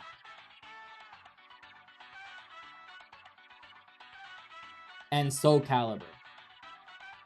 They're pretty much performing the same.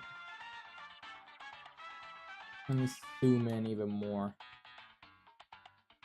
Yeah, like it's recently Injustice 2, which makes sense. Injustice 2 has been out for a while now. And it hasn't gotten any updates. So sadly though, MK I think doesn't try like they should have had another MK DC crossover game with other DC or Warner Brother characters. I can see what you mean, but they have done a lot of crossovers in general. Didn't they have... Wait, did MK1 not have any crossovers? I thought it had one, a crossover. Who did it have? Because I remember... I might be confusing it with 11, but I know, like, one of them had Rambo and had all these other characters. But maybe I'm confusing it with... See, no, but MK1 has, like, Omni-Man. It has it has Omni-Man, and it has... What was this guy? I forgot the name of the guy from The Boys. I forgot the name of the guy from The Boys.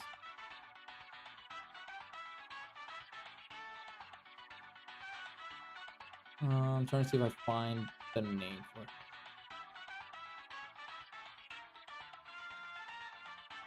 But you're right. I'm looking at it right now, and they didn't really... They brought a lot of their older characters, like OG Mortal Kombat, but they only brought... Basically, the only crossovers they really had was... The only crossovers they really had was Omni-Man DLC. Let's see. It seems like the only crossovers they had were Omni-Man and I keep forgetting who this guy is. Omni-Man, Peacemaker. Oh, they had Peacemaker? Okay. Homelander. There we go. Homelander, Peacemaker, and Omni-Man. I guess it was way more limited comparative to like other MK games, which had way more collaborations. But it was a return to form, so I'm not surprised either, because they were trying to bring back a lot of loved characters from the MK. So definitely, I understand though, but it does have a lot of iconic ones. You know, they did bring back Kenshi. Kenshi is how they're called. Kenshi? Is it Kenshi? Forgot their name.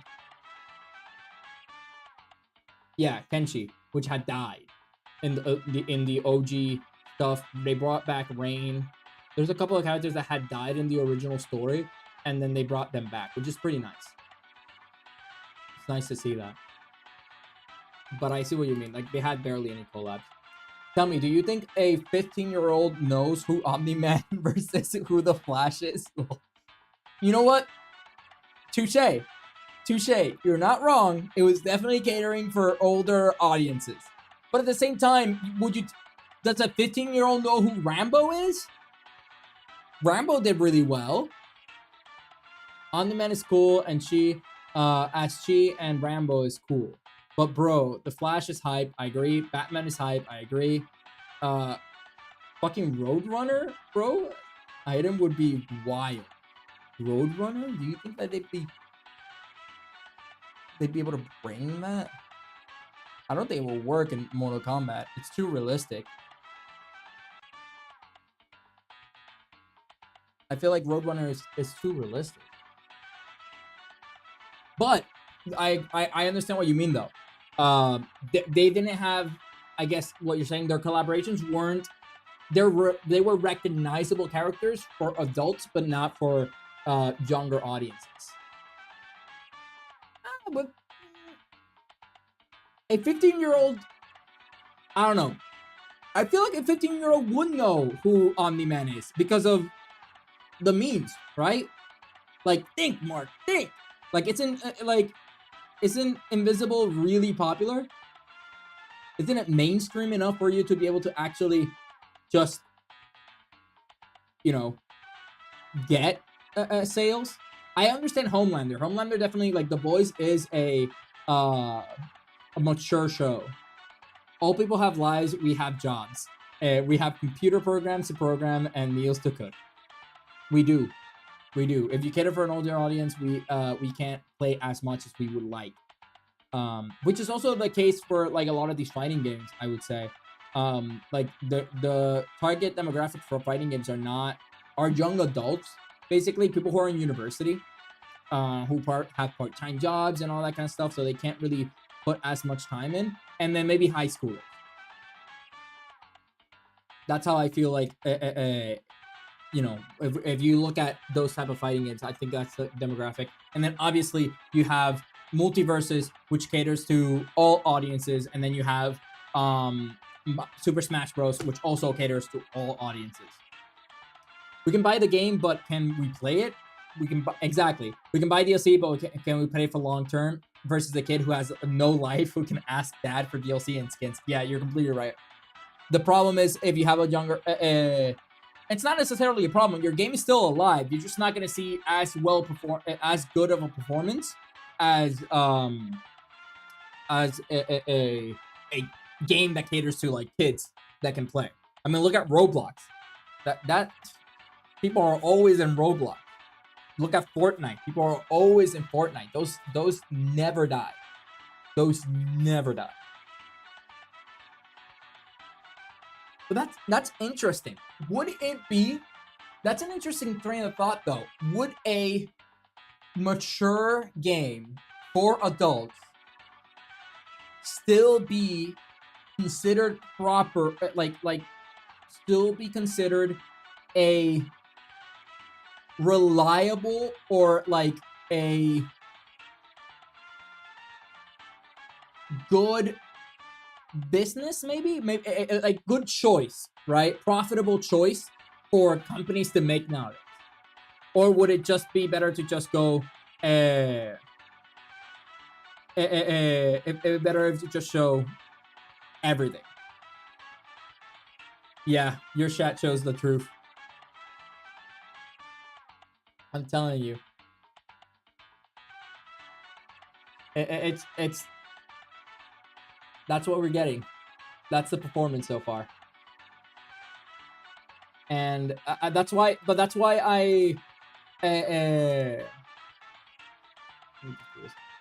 is why I created this algorithm. Like, we can love our individual franchises all we want. Like right now, a lot of people use video game ratings, like reviews, ratings, and all that kind of stuff to determine whether a game is worth them playing and investing their time in. But I feel like this is better to gauge whether, if you want to engage with a community and you know that a game is alive and well, and you're going to be able to engage with people, you're going to be able to find content about it online and all that kind of stuff. This metric really helps be able to find that, right? Because right now, if you want to know what's the most popular Street Fighter game, there you go. I think games like Baldur's Gate 3 is very much for adults. You're right, it is very much for adults, and it was very profitable, but that is a smaller. I don't know if I would consider them indie developers, but they were a smaller development team, and that game was like years and years in the making, right? So although the Baldur's Gate was very successful, how much profit did they actually get? Let me see. Let's search for. What was I looking for? Let's search for.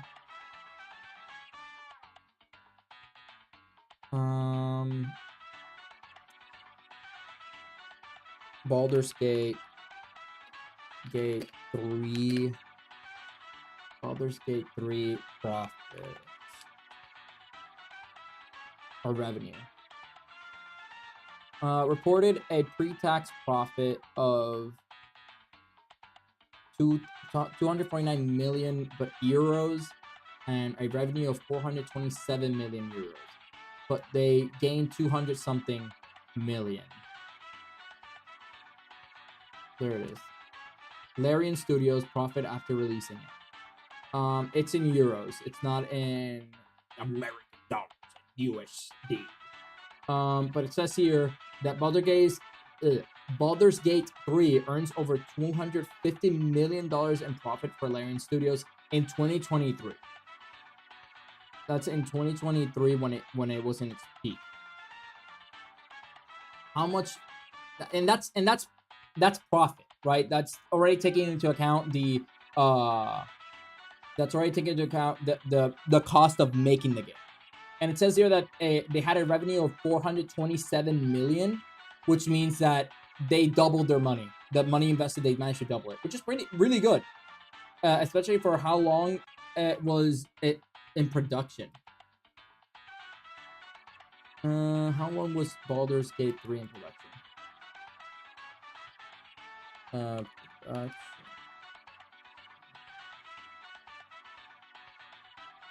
6 years.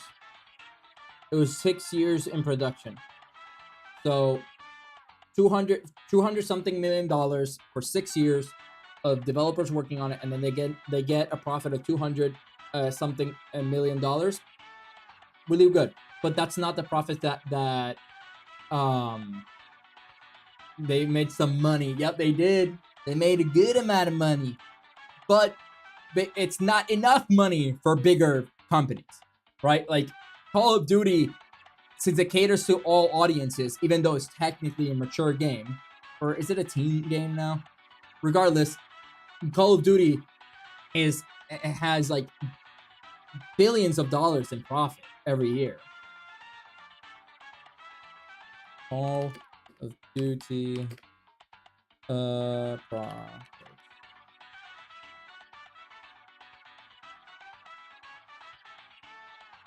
Let's see. So let's put per year. Per year. So according to this statistics, let's look at that.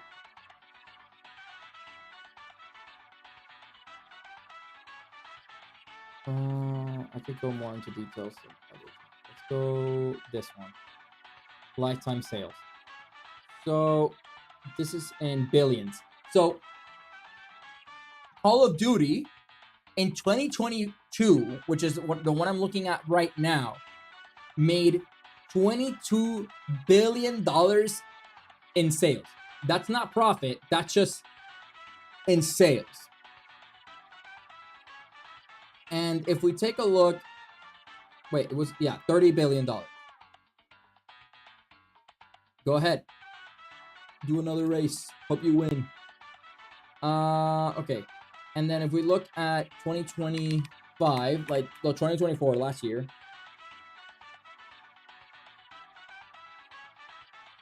Stellar Blade. We can check Stellar Blade.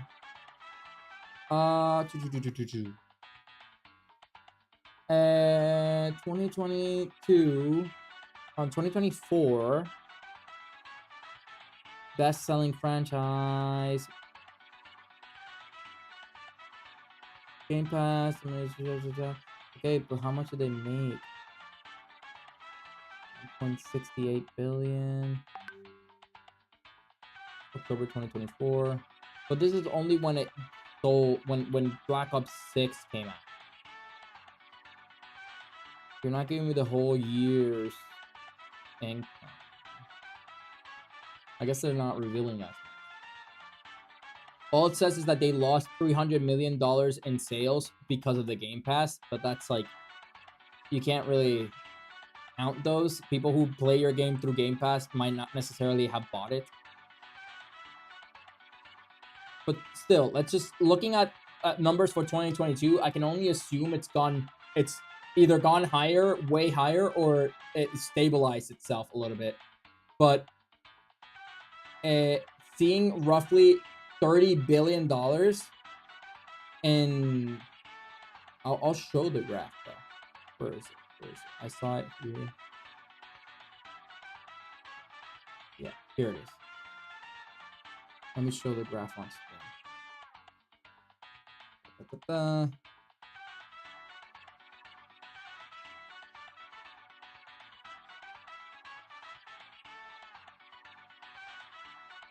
right, so this is the graph I'm looking at right now. It's in lifetime sales in billions in the US dollars, and it's gone up. And just in 2022, oh, it's lifetime, not per year. Okay, that makes a little bit more sense. Serious unit sales. So it gets, I guess it gets like $1 billion per year. I would say is the correct estimate here. Because I saw it earlier that it 5.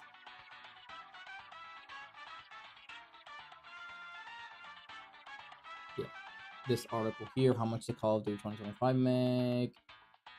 And it says here from 15 to 20, that's valuation, $3 billion in annual revenue.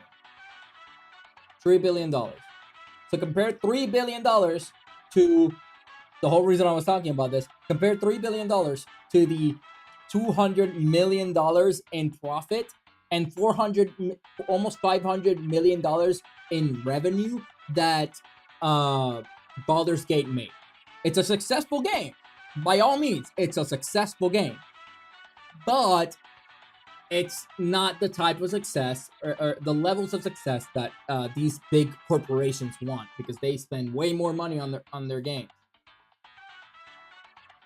So let's go ahead. I'm gonna go ahead. So that was the basically every single fighting game. Very interesting to see them side by side like this. Very interesting to see them side by side. I wish I could save this. So I'm gonna go ahead and just do copy these. There we go. Copy these and just kind of have them in the comments somewhere because I want to make a video in the future about this. But let's go ahead. Let's see if I have Stellar Blade.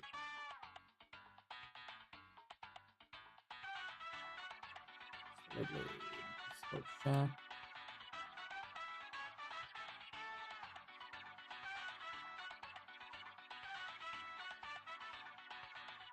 By the way, I'll just do friendly reminder that I did create a website for this.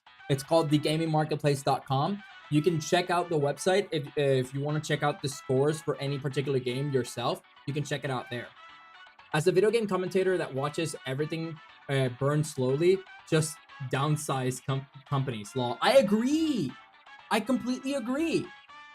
Like, companies should not. What we've been seeing, I mentioned it in like last week's news segment, but basically what we've been seeing is that companies have grown too large and they can't sustain themselves, right? Video game companies specifically in this case, right? So that's why EA needs that buyout. Even though EA is getting revenue, EA wants to get that buyout because it means that they don't have to worry about public performance, right? They no longer be a public company. They don't have to worry about public performance. So that they are doing that, but they doing so, they need to get the $22 billion debt, which means layoffs. And then Microsoft is also struggling to not make profit, because they do make profit. It's been proven already that they make profit, but they want to get even more profit. So what they end up doing is, once again, even more layoffs or increasing the prices of their products, which is what we've seen with the PlayStation, sorry, not the PlayStation, the Xbox controllers. We've seen it with the Xbox consoles themselves. And now the Rogue Ally being $1,000, the Xbox Rogue Ally X being $1,000 for a handheld. Like, they're becoming way too expensive. That they're starting to lose value. And I may even mention the Game Pass price increases, right? So they're growing too much. Like, just cut down, enjoy your profits, cut down on the things. People will still enjoy your products. At the same time, I also understand that means even more layoffs, and that sucks for the industry. I completely agree. I don't want anybody to be laid off. But if you're gonna be making rubbish games, right, just for profits, then I feel like that programmer, that person would be better off in another company, maybe more indie company, that could make a better game and get bigger profits. You know, I mean, you look at Cloverpit, look at Megabunk, both millions of dollars of success for only 1 or 2 developers, right? Those developers are millionaires. They don't have to worry about money for the foreseeable future, and they can just keep making games. So, once again, let's see if I have Stellar Blade. I don't seem to have it unless I'm writing it.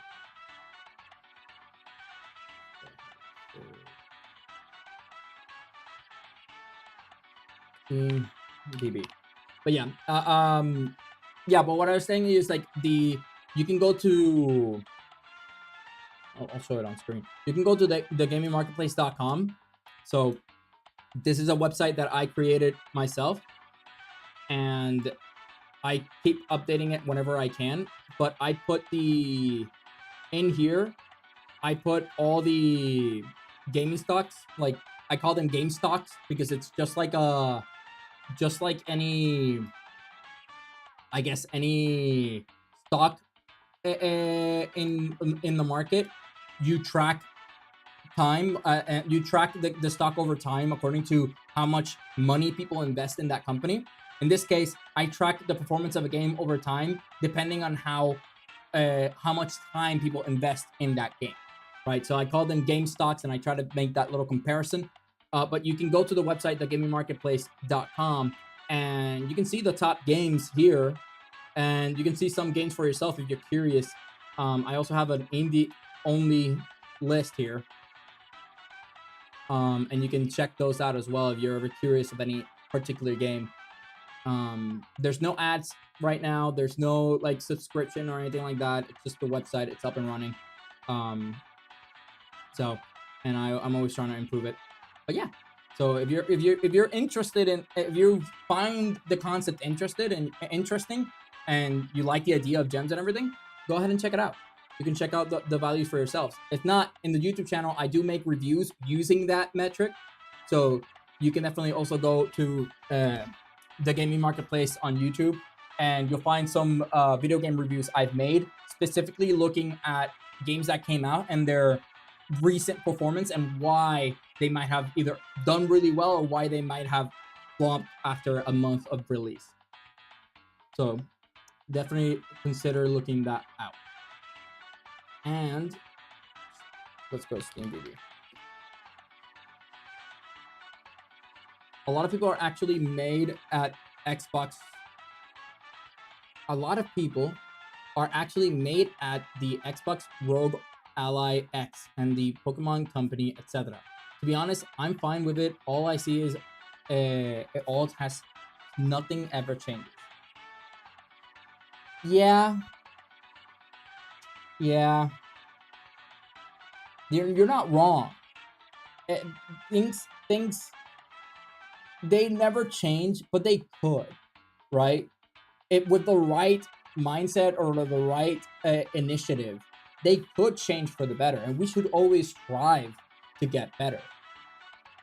Uh, I'll pitch your website to CIL and Smash.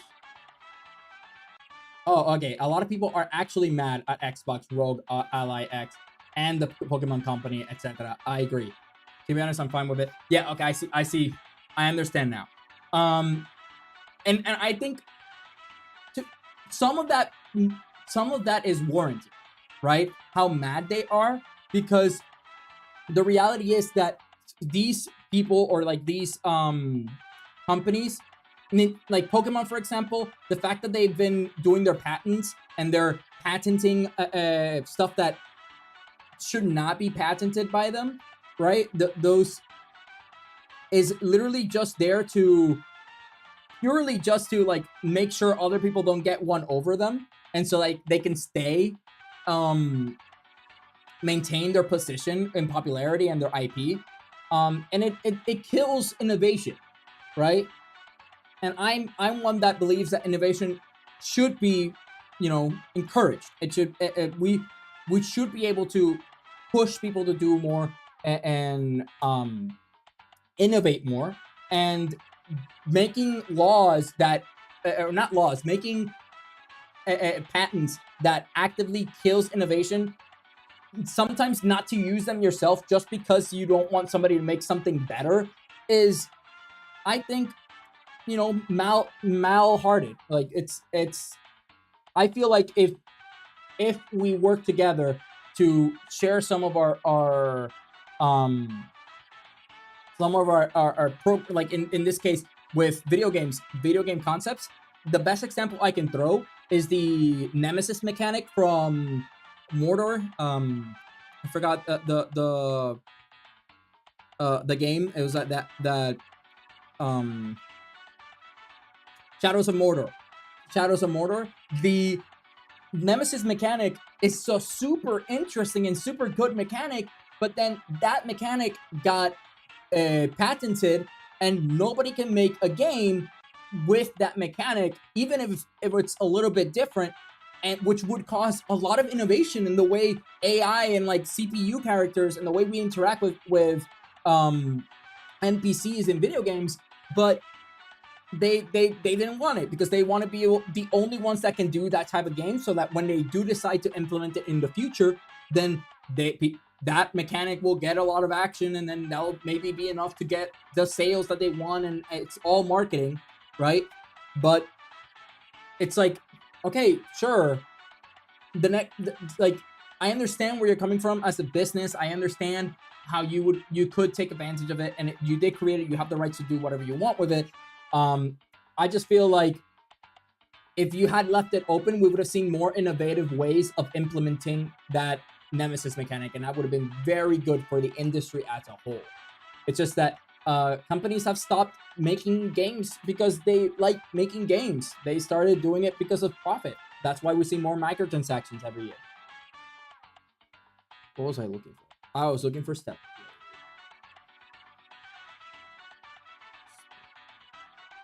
Wait, okay, so it is written how I.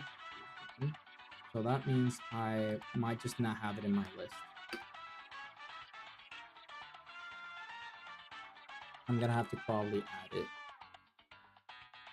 So I'll have to look for the game code. Yeah, this thing. And I'll have to add it later. It's wrong, but it shows that the character and ideal of the person in charge. Now, in good faith, would you buy from people who do these things? Now, in good faith, would you buy from people who do these things? The answer is that I think that for everybody, we can all act high and mighty, and we can all say this is what an ideal world would be, and what we think is best, including myself. But Celebrate with the mods make a grown man plush. Yep, yep. I can imagine. I can imagine. Unfortunately, I don't have the gems for that game yet. I'm gonna have to add it to the list. Regardless, you would still buy a game, very likely, if the game is fun, if the people enjoy it. That's the reality of it all. That we hate microtransactions, but we still partake in it. We still buy through microtransactions, right? People always say we should talk with our money, talk with our dollar, but the reality is, when push comes to shove, we don't.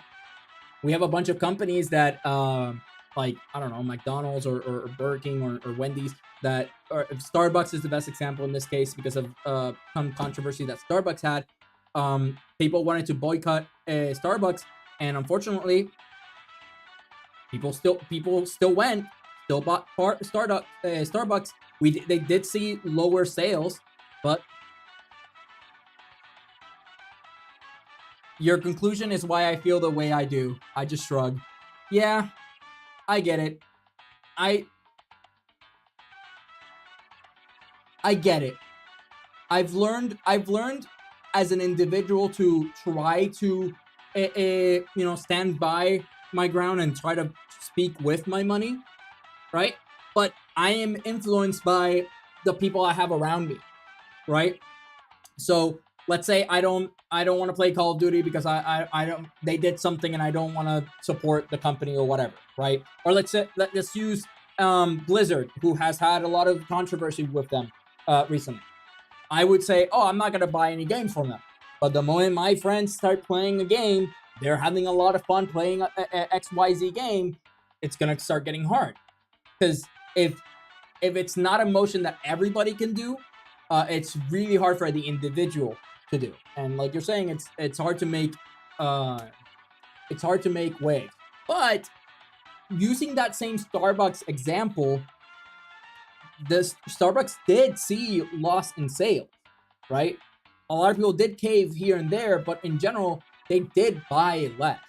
So they did see it affected, and thus they did change some aspects of the things for the better according to what people wanted, right? And the same thing can be said about Battlefield. Battlefield, was it 1?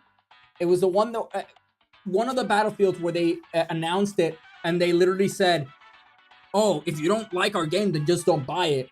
They had some of the worst sales ever for that game. And what did they do? They decided, let's go ahead and actually buy this. Let's actually listen to what the fans want. And now we have Battlefield 6, which apparently everybody loves, and it's a return to form. I never minded in-game purchases, but the execution in games and the services that are offered are subpar. If you're gonna sell me something, then make me go, yes, daddy, not dang. I agree. I'm not against microtransactions because, I am in a certain degree. I'm against predatory microtransactions, right? But there are a lot, like, we used to buy DLCs back in the day. DLCs are considered microtransactions, right? Like, and, well, are they considered microtransactions? They're not micro. They're just transactions, right? But my point is, like, we used to pay for DLCs. We used to pay for bundles, practically, that would get what we wanted, because we felt that there was a good value for what we were paying, right? And then there are some skins, right? There are some skins in video games where I am like, yes, I want that. That skin looks amazing. Give me that. I'm gonna give you money for that. But then you have something like Overwatch, where Overwatch had their skins $20 for one skin, one legendary skin, and some of them were good, but it's like, I'm not gonna fork up $20. $20 for that skin? Ooh. You start thinking it. You start mulling it over. You just might not buy it because it was way too expensive. Or you have something like what happened with Master Chief. Not the Master Chief Collection. What happened with Halo Infinite and the multiplayer of Halo Infinite? Halo Infinite multiplayer, I really like. I loved playing Infinite, but the once the microtransactions like hell that was progression in that game or customization in that game was what killed it for me. I lost any motivation to play because I couldn't really unlock what I wanted because everything was behind a paywall. And even color, the fact that they even made colors to be like something microtransaction where you have to pay to use a different hue of color was just crazy for me. Map packs in Call of Duty went crazy in 360 days. We got crazy maps and good skins. I completely agree. I loved whenever Call of Duty, especially zombies, I was a big zombies head. And I would love whenever Call of Duty would be like Call of Duty Ascension. And then when we get the Ascension map, we would get the different DLCs. I would get the multiplayer DLCs just because I wanted the zombies section. But I would always be so happy that I got the other stuff. Halo Infinite, you mean the rainbow skin game with cat ears and flags? Yes. But that game, you had to pay so much to get that rainbow skin or to get that cat ears or the flag or whatever. Like, you had to pay individually to get those. There was no way of you getting them naturally through progression in the game. And it was so it was so bogged down where you had no way of self-expression, and a lot of the multiplayer but there is more like actual stuff that they add into Halo Infinite, ways for you to get stuff without having to pay for everything.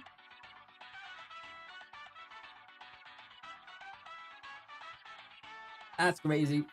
I haven't played it since basically since launch, or at least a couple months after launch. Halo Infinite started my YouTube channel. I was so mad, Lamau. Dude, I get you. But I really enjoyed playing the competitive, like Halo Infinite competitive. Like, it was a lot of fun. But then once again, you like, what do you have to work towards except playing competitive at that point? Except seeing your rank go up. And Halo Infinite is not like, I guess, Halo Infinite is not like Marvel Rivals, where the competitive aspect of it is everything, and the cosmetic aspect of it is literally just that, cosmetic, right? And you just want to look good, and your characters can look completely different. In Halo, although you do have kind of that aspect, that wasn't the main goal of Halo. There was casual play. When you have casual play, you need casual customization. Is Halo Infinite good now? That's a good question. That random just went, answered, but there is now, and then left us in the dust.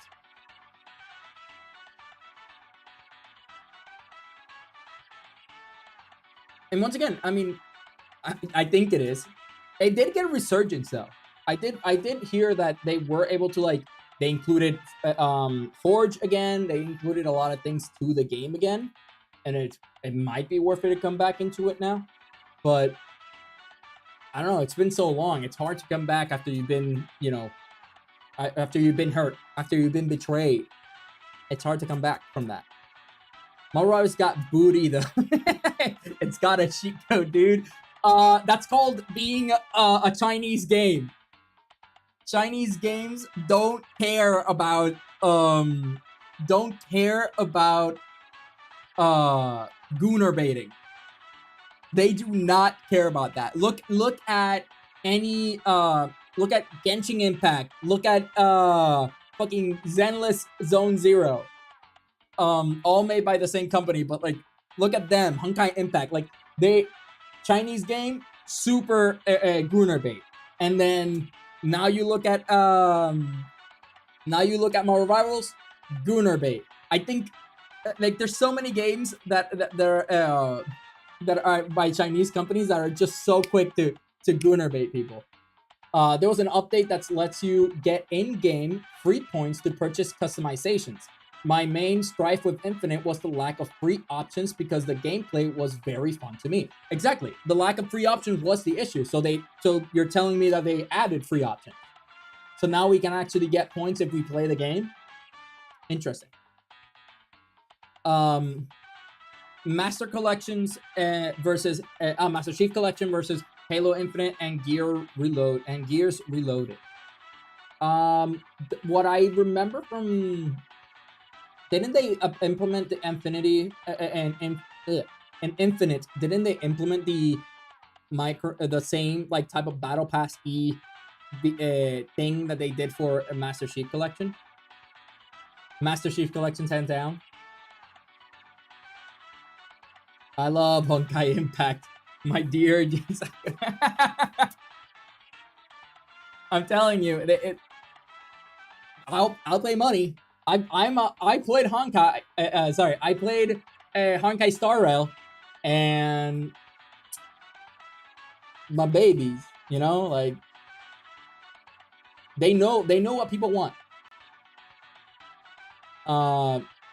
Is the amount of content in that game is insane, and it's all free. The Master Chief Collection. I completely agree. Also, Honkai Star Rail Supremacy any day. Honkai Star Rail story is really good. Really good. And then Zenless is literally just Gunner Bait, the game. Didn't they have a trailer for one of the Zenless Zone Zero games where it was literally just all feet pics? Like, just all feet? Like a new character? Like, they're not even shameless about it. We used to see feet pics and be like, for free? And now they do be giving out for free, man. They're single-handedly keeping Feet Finder without a job, without money. Star Rail is a good game, but too much dialogue without voice acting. Oh, but that's because of the voice acting strike. Yeah, that was because of the voice acting strike. It didn't always have like lack of voice acting. They just had to because of the strike that happened, the actor strike. One of the Mirror's recent characters has a whole camera on feet scene during her ult. Love that. Love that. It's because of the strike on port. Yeah, exactly. So, Star Rail, overall, really good.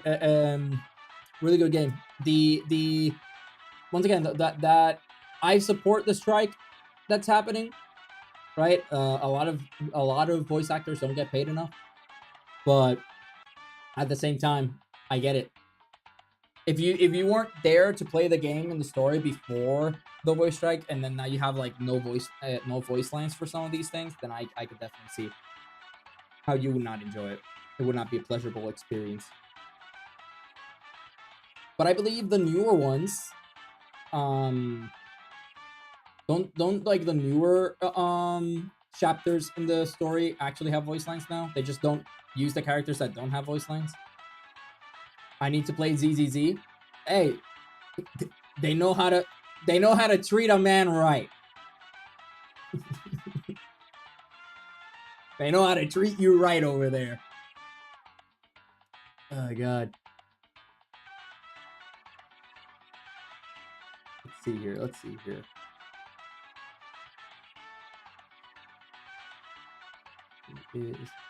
I remember earlier we had made a comment where we went on this little side rant. Gooning aside, the gameplay is pretty fun. Yeah, no, I agree. The slasher is it considered hack and slash? It's hack and slash, right? It's hack and slash gameplay. Luke, didn't they remove the whole TV aspect of it as well? Now it's just hack and slash.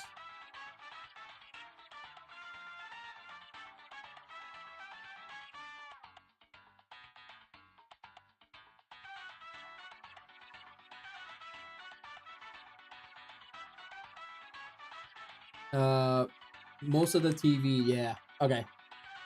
So they removed a lot of that. A lot of people didn't like that minigame. I liked it. I didn't have anything against that minigame whatsoever. The mechanics sucked, so they toned it down. I liked it. I like the puzzle mechanic of it, but I guess late I didn't play enough of it for it to start getting annoying. I guess later on it could definitely become very annoying when you just want to fight the boss and that's it. It's like it's similar to I guess what they did with Monster Hunter Rise, was it? The one that it just felt like there was no more. Is it Rise? It's either Rise or a critique that they have with Wild, where it's like they felt like there was no more story or side quest leading up. No, it's Wild. So in Wilds, in Monster Hunter Wilds, they know there's no leading up to the monster you're gonna fight, the big monster you're gonna fight. It's just here's big monster. Now kill this big monster. Now kill this other big monster. Now kill this other big monster. And that's just how the story progressed. Because people didn't like that in Worlds, you had quests in between getting it, like doing other stuff that wasn't killing monsters. People didn't like that. So then they just made it so that all quest is here's monster, kill it, slay girl, kill this one. So yeah, I can definitely that's probably a similar mindset for them too.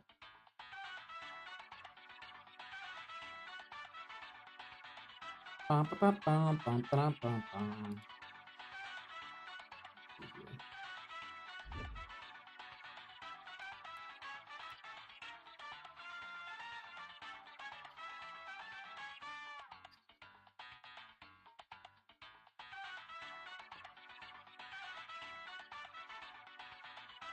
Okay, so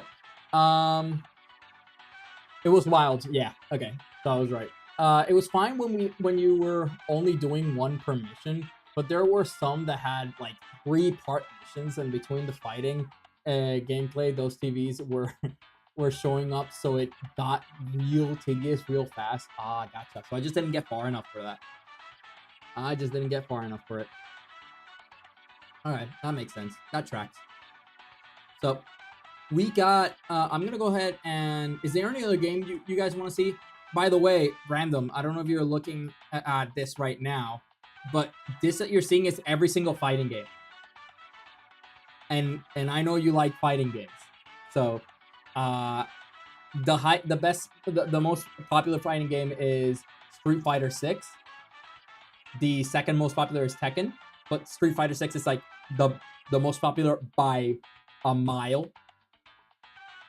I decompressed Wild's files to make the texture streaming nearly not real. My game file size was 240 gigs with a few mods. Lol, Jesus, it's a big ass file. Streaming nearly not real. Damn. Okay, but wasn't. I mean, Wild says it's currently in the shopping block. They've been having a lot of like backlash because of Wild's crashing and everything. So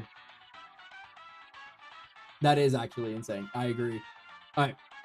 So random. We have Tekken is second. Street Fighter is way higher, but if we take out those outliers, right? If we take out those outliers and we just look at these guys, so let's auto scale. The best performing out of all these guys right now, we can look at where was it? It was like this segment here. You can kind of see them all performing very similarly. And Fighters is actually like fourth compared to Mortal Kombat 11, compared to Mortal Kombat 1, compared to Guilty Gear Strive, right? But it's doing better than Dragon Ball FighterZ is doing better than Rivals of Aether 1 and 2, better than Soul Calibur, better than Multiverses, and better than Fatal Fury. And Injustice 2. Most games, by the way, are 150 to 300 gigs uncompressed. Like AAA games. Damn. I don't uncompress them. what is there like a benefit by uncompressing them? Like, is it like just to make the shaders work better? Like, what are you min-maxing here, bro? You min-maxing games by uncompressing them? But yeah, this is the performance for fighting games. I find it really interesting that this is the trend for most fighting games. If you take out Street Fighter and Tekken, which is, you know, Tekken is not super far behind. But yeah. But is there any other game we would like to see? Any final games you would like to see me run before anything? Like AAA. Any last games you would like me to verify before we are done with today's stream? We're about to push to 3 hours. So any other game you would like me to check?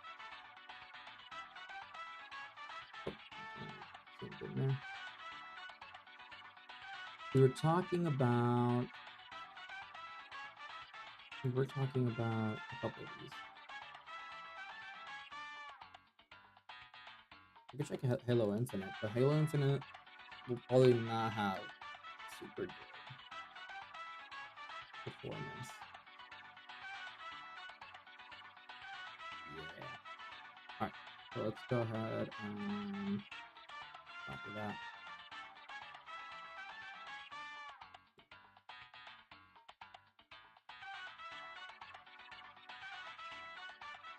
Alright, so this is Halo Infinite.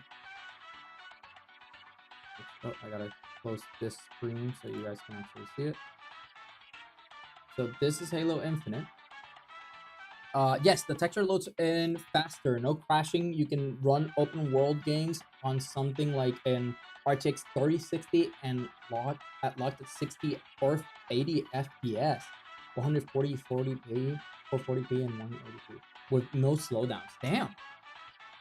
I didn't know a min-max performance like that. I'm gonna have to start telling some people to do that so they can actually run some games. Is that how you were able to run Wilds? Because I know a lot of people couldn't run Wilds in the beginning. I'm 100% if I remove the cell shading and uncompress Borderlands 4, it would run good, Lamau. It is optimization. Optimization is always the issue with with recent games now, specifically with recent it's a problem with recent Ubisoft 5, not Ubisoft, Unreal Engine 5 games. Unreal Engine 5 games right now are the ones that are really causing a lot of issues with everybody that's not playing on console. PC players are the ones that are encountering a bunch of like crashes from those games. Borderlands, Monster Hunter Wilds. I forgot which other game had the same issue because it was Unreal Engine 5. That's how you played Wilds. Okay, gotcha. Damn, that's a good option though. I have a friend who was struggling, but they do have a small an older PC, but they were struggling to run Wilds. If they didn't refund it, I'll check if I can do that. If I can find out how to decompress it, but they have to take a lot of memory for it. They probably would have to get a hard drive just to play Monster Hunter Wilds. But yeah, that's a lot of memory. All right, so real quick, this is Halo Infinite. So if we take a look at Halo Infinite at the start of this year, we can see that Halo Infinite was roughly seeing 12 gems, a score of 12 gems, which is pretty low for such a popular IP. But that being said, this is mostly from Steam. We're not seeing like console data here. That means that probably if Xbox data was also included here, we would see it have a higher score. But as of right now, from like a live streaming, from content creation, and from Steam player counts and stuff like that, it's seeing roughly 12 gems, way lower than its competitor Call of Duty, and it's seen that roughly 8 to 9 gems on average And although it does go like a little bit down here, seeing roughly maybe like 7 gems on average until it goes back up again. Then it goes down and then it comes back up. And the highest peak we've seen for this game is in October. So this last week, no, 2 weeks ago, it saw a score of 42 gems. Was there an update recently? Was there a recent update with Halo Infinite? Because that's the only thing I could think of that would have made it have a spike. Nope. No spike in players. Doesn't seem like there was a spike in players 2 weeks ago. Yeah. It doesn't seem like there was a spike in players, meaning that it's probably a streamer or something. Yeah, it's probably a streamer or something that might have played the game and had a lot of viewers. How do you get your data? So right now, I get my data using the Steam API, right? So I get data from Steam API. I get my data from Twitch, and I get my data from YouTube. I get my data from Google Trends. So basically, I'm getting my data from as many factors as I can. I'm looking into. I tried contacting the creators for itch.io, the indie game website, and for Game Jolt, and I was trying to contact them to see if I could get data from the games that they sell there, so I could maybe include them into the marketplace here. And right now I don't get like direct player data from console games, mostly because they don't want you to get that. I would have to either pay a huge premium or make a deal with Microsoft and Sony and Nintendo individually for me to be able to include that statistics in here. And I do want to. I just don't have any. I don't have any power right now. Nobody knows about gems yet, but I'm hoping that as this score becomes more popular and more people try to use it and it gains more notoriety, then I can start using that to maybe make some deals with these companies, whether that is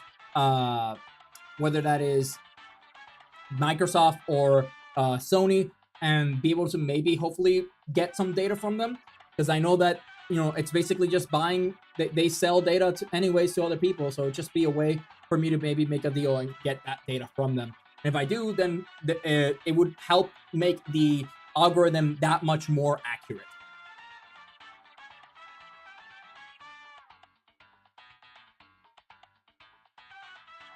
Okay. So we're looking at, for now, let's go ahead and take a look at Halo Infinite here.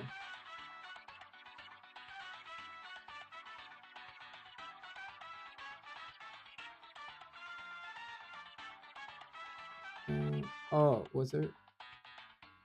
All Infinite, my bad. Halo Infinite. There you go.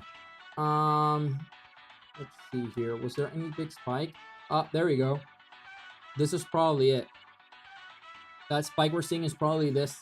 Right here when there was a streamer who got a good amount of views playing the game. So that's a spike we're seeing right there. Right here. This spike is from this. So streamers started playing it. They saw a spike in views. They saw a spike in let's see, is there more channels doing content about it too? Where was I looking at? Here. Was there more channels? No, there wasn't a real change in amount of people making content for it. Just amount of people like watching it. And the last thing I need to check is was there an update? There survived the undead, maybe the Halloween. Maybe the Halloween event was what brought people over, and then people started streaming themselves playing the Halloween event. That could be.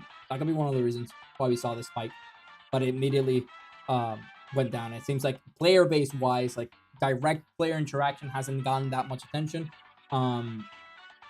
Meanwhile, it hasn't seen that huge of an increase content wise either. Like make people making content and people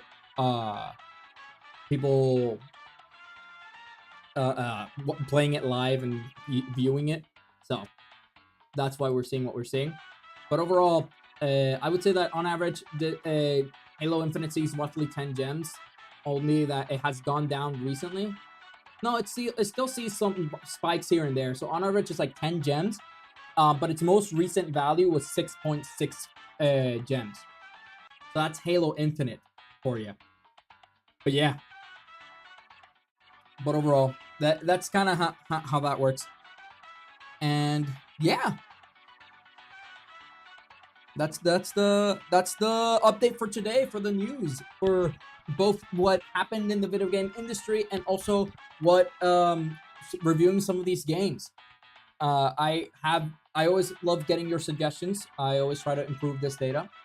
I played so much Infinite when Hayabusa was brought back. Oh, did it get brought back? I remember didn't you get it? Or were you trying to get it? I could have sworn you got it. I could have sworn you got Hayabusa when it originally came out. But maybe I'm wrong. Maybe you didn't put money on it back then. But yeah. Yeah, I got it. Yep. I knew it. With that said, I think I'm gonna wrap it up for today. That's gonna be it for today. Thank you so much, Random, and thank you so much, Elegant Ego, for joining in, for hanging out with me and talking. It's always a great time. I hope you learned some interesting stuff about the gaming industry, and also I hope you enjoyed the concept of gems and the potential value that they could provide. So yeah, thank you for spending time with me, and remember to follow if you want to see more. I do play video games. Like I invest my time playing video games during the week, but on Thursdays at 7 p.m. Eastern time, every Thursday I try to do a news recap and I try to review some games using the metric. So if you're interested on those, follow me so that you know when I come live next time. But until then, that concludes today's update of the gaming marketplace. So I will catch you guys in the next one. Thank you for tuning in. See ya.